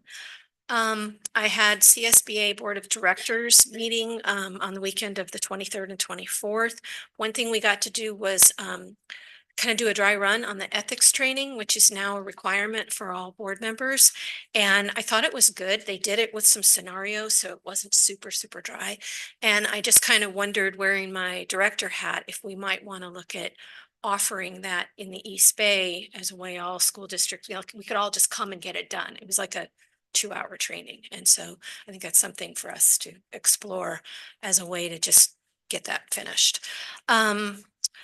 I also participated in 5 meetings with elected officials in CSBA's Ledge Action Week. They were all virtual, but I think because I was director, I got tapped for all these other areas. And there's 4 bills that CSBA is supporting, and I won't go into them all now. I'll email them to you, but it was, very much focused on those 4 bills. And I think that's it. Thanks. Are you gonna make me go after you? My list is a little shorter, so I won't duplicate anything either. Had an excellent time today at the Rancho Romero, doing a site visit there. Fantastic school. Getting to see in person what was presented. Gosh, what was that? Just last meeting we were at? Was it March? I forget exactly when they presented. It was phenomenal, and I love going to all of our schools, but it's always fun getting the chance to interact with the elementary students as well too. They're just so excited and so full of life, like you were talking about too with the other schools. And what I love just seeing their data driven approaches to what they're doing. And I mentioned that to them. It's not anecdotal of like, I feel like this is working. We are really data driven, and yet not just only solely focused on that too. It's just a very big piece of the puzzle. Did trustee office hours as well. I was able to be an award presenter at the Street Smarts Be Real video contest, which is it's great. It's a good time in the community. We get in the theater, and we watch all of these videos that the students have produced, and some of them are hilarious. Others, you're really impressed that the quality of what the students put together. But it's just a fun time for the community and everybody to come and get together. And there's quite a few videos too where you'll be watching and go, that's really good advice. I need to remember that one as well. And then FOAC advisory committee, and then also the GSA summit. And that's it. Same. I'm not going to repeat some of the things, but I also had a couple of site visits to Los Cerros Middle School and Cal High. And same thing, I loved the format, even without John there. But our directors really do a good job. And that's true. And talking about Cal High, I was actually separate from the site visit, but I had a chance to go to the eSport open house. It was really cool. It's really cool. So thank you for Education Foundation and the endowment committee that actually funded actually a lot of like the equipment and the chair. But it's really cool. And while we were there were students, obviously, kind of showing us the games that that would be playing and things like that in the esports, and encouraging some of us to try it out. I didn't. I know I just don't know the hand-eye coordination thing. No more night. No. Also, I had an opportunity to actually also present awards to the San Ramon Valley Science Olympiad at their award ceremony at Windermere Ranch. And it was really cool. This is my second year, I think, attending, second or third. And this is like a number of elementary school groups that are mentored and helped out by like the high school students, Doherty Valley High School students. And it was just so cute, you know, with all these groups, kids groups who are really passionate about all the little science projects and things like that they've done, and they got to, you know, actual adult judges from all over. I think one of the other presenters was from was it Livermore Labs? So yeah, actual scientists who actually judge these projects. So it was really cool. Then I had the actually also an opportunity to welcome to, to do a welcome for the National Coalition Against Prescription Drug Abuse Youth Capstone Project. And so we had a number of high school students in our district and our neighboring districts who actually did art projects and things like that for like a logo or the art for the NCAPDA group about, you know, about preventing drug abuse, things like that. And then we were all at the, I think we were all at the Classified Employees of the Year event. Really, really loved that too. And then lastly, I was asked, honored to be one of the speakers at the AAPI Student Conference that's coming up next week. So looking forward to that. Yeah, super busy time right now. So I've had 2 site visits, one today to Creekside, which was delightful because I love the little elementary. We went to kindergarten again, and it's so fun to go to kindergarten. They were having a great time. They were playing up a storm. We also went to the TK, and they were just like having a ball. I mean, it was great. And the teacher was like so enthusiastic about her work. It was really, really great to see. Also had a site visit at San Ramon Valley High School and sat with quite a large group of students. And it's just interesting sometimes to try to get a dialogue going with high school kids.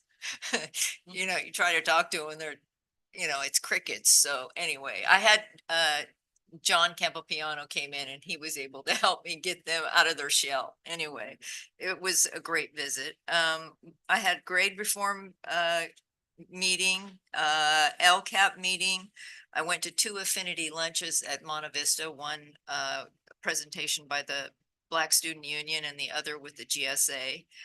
I was at the Street Smart celebration with Jesse. That was really fun. And the videos were great. I also was at the WASC celebration at Monte Vista with Rachel, and that was really, really great to hear what they wanted, you know, what their requirements were, the things they were asking us. I think we fared pretty well. At least I hope we did. And your students took them on the longest tour. Yeah, exactly. We couldn't find them. We thought they got lost. I went to 2 music performances, one at Cal High and one at San Ramon Valley High School. I always love all the performing arts. And the Ethnic Studies Symposium at Cal High, and sat with the kids. And they were working on various projects. One of them was diversifying staff in our district. And I asked Melanie some questions and she was gracious enough to get back to me and give me that information. I relayed that to them. They're all very interested in, you know, more diversity in our, not only curriculum, but in our staff. So that was great. I think that's SLAM. I went to SLAM at San Ramon Valley High School, and Lori Watson is amazing. She is the person who facilitates that, and it's an anti-racist training for our students. And it is so great. I have gone to many of them, and especially at that campus, this last one that I went to, there were so many more students, and they're all very interested in making change, because I think that's where it's going to have to come from. We can we can do what we can do, but it's gonna come from the younger generation that those changes are gonna come. And she's an amazing facilitator and the way that she presents things. It's really great, and they're gonna have more of that next year at that particular campus. I also went to the Prop 1 presentation by Rebecca Bauer-Cahan, and a lot of that doesn't really apply to us, but I think it was good information to have about what's upcoming and what that's gonna pay for. I think that's it for me. Well, great. Shelley and I went to the Facilities Development Committee, that Oh, meeting that's that we right. had. Yeah, and Add it that was, to my list. yeah, it was an opportunity to kind of review some of the planning, I like to say pie in the sky planning and the dreams. But to kind of rank the specific ideas for each campus. And I understand that that will then come to the board. And I know Stella's a big part of that. So that was great, and really grateful for everyone that's been involved along the way, because it's been a process with engagement with stakeholders, and I think another opportunity to show how we shine with shared leadership. We had I went to, and I think Shelley as well, went to the San Ramon Rotary Educator of the Year. And yeah, just congratulations to that was schools in the Cal High feeder pattern. And it's just, I think it's telling when we have when we can see our community partners that are really supporting and highlighting education in the community and specific educators. So congratulations to all of the teachers and school site certificated staff that were honored that afternoon, that lunch. I had a one site visit to Montevideo, which was a school that my kids went to, and it was really fun to see that two of their teachers were now TSA instructors, and so they were part of that presentation, and it was fun to kind of, walk down memory lane and then see all the changes at that school site. And it's just such a great and diverse community, and very lively, and very just a very bright community. And so I want to say thank you to Miss Martins, Miss Milan, Miss Elmore, and Miss Wood. And then I was able to attend, I was invited to attend an AAUW meeting, and had this wonderful fireside chat with our PTA, district PTA liaison. I don't know what her vice president, Revneet Julpa, and it was just a really great conversation. I really appreciate the opportunity to talk about various things, including measures E and F. And then I had the opportunity to sit in on a Doherty Valley BSU meeting with Principal Faulkner and their advisor, Miss Manley, and Pastor Woods from the NAACP, and just, sit with those students and really get their ideas and their insights about how they experience the school site and the culture. And I was really grateful for them to let me sit in and ask them questions and stuff. So that's my list, and then some of the other things.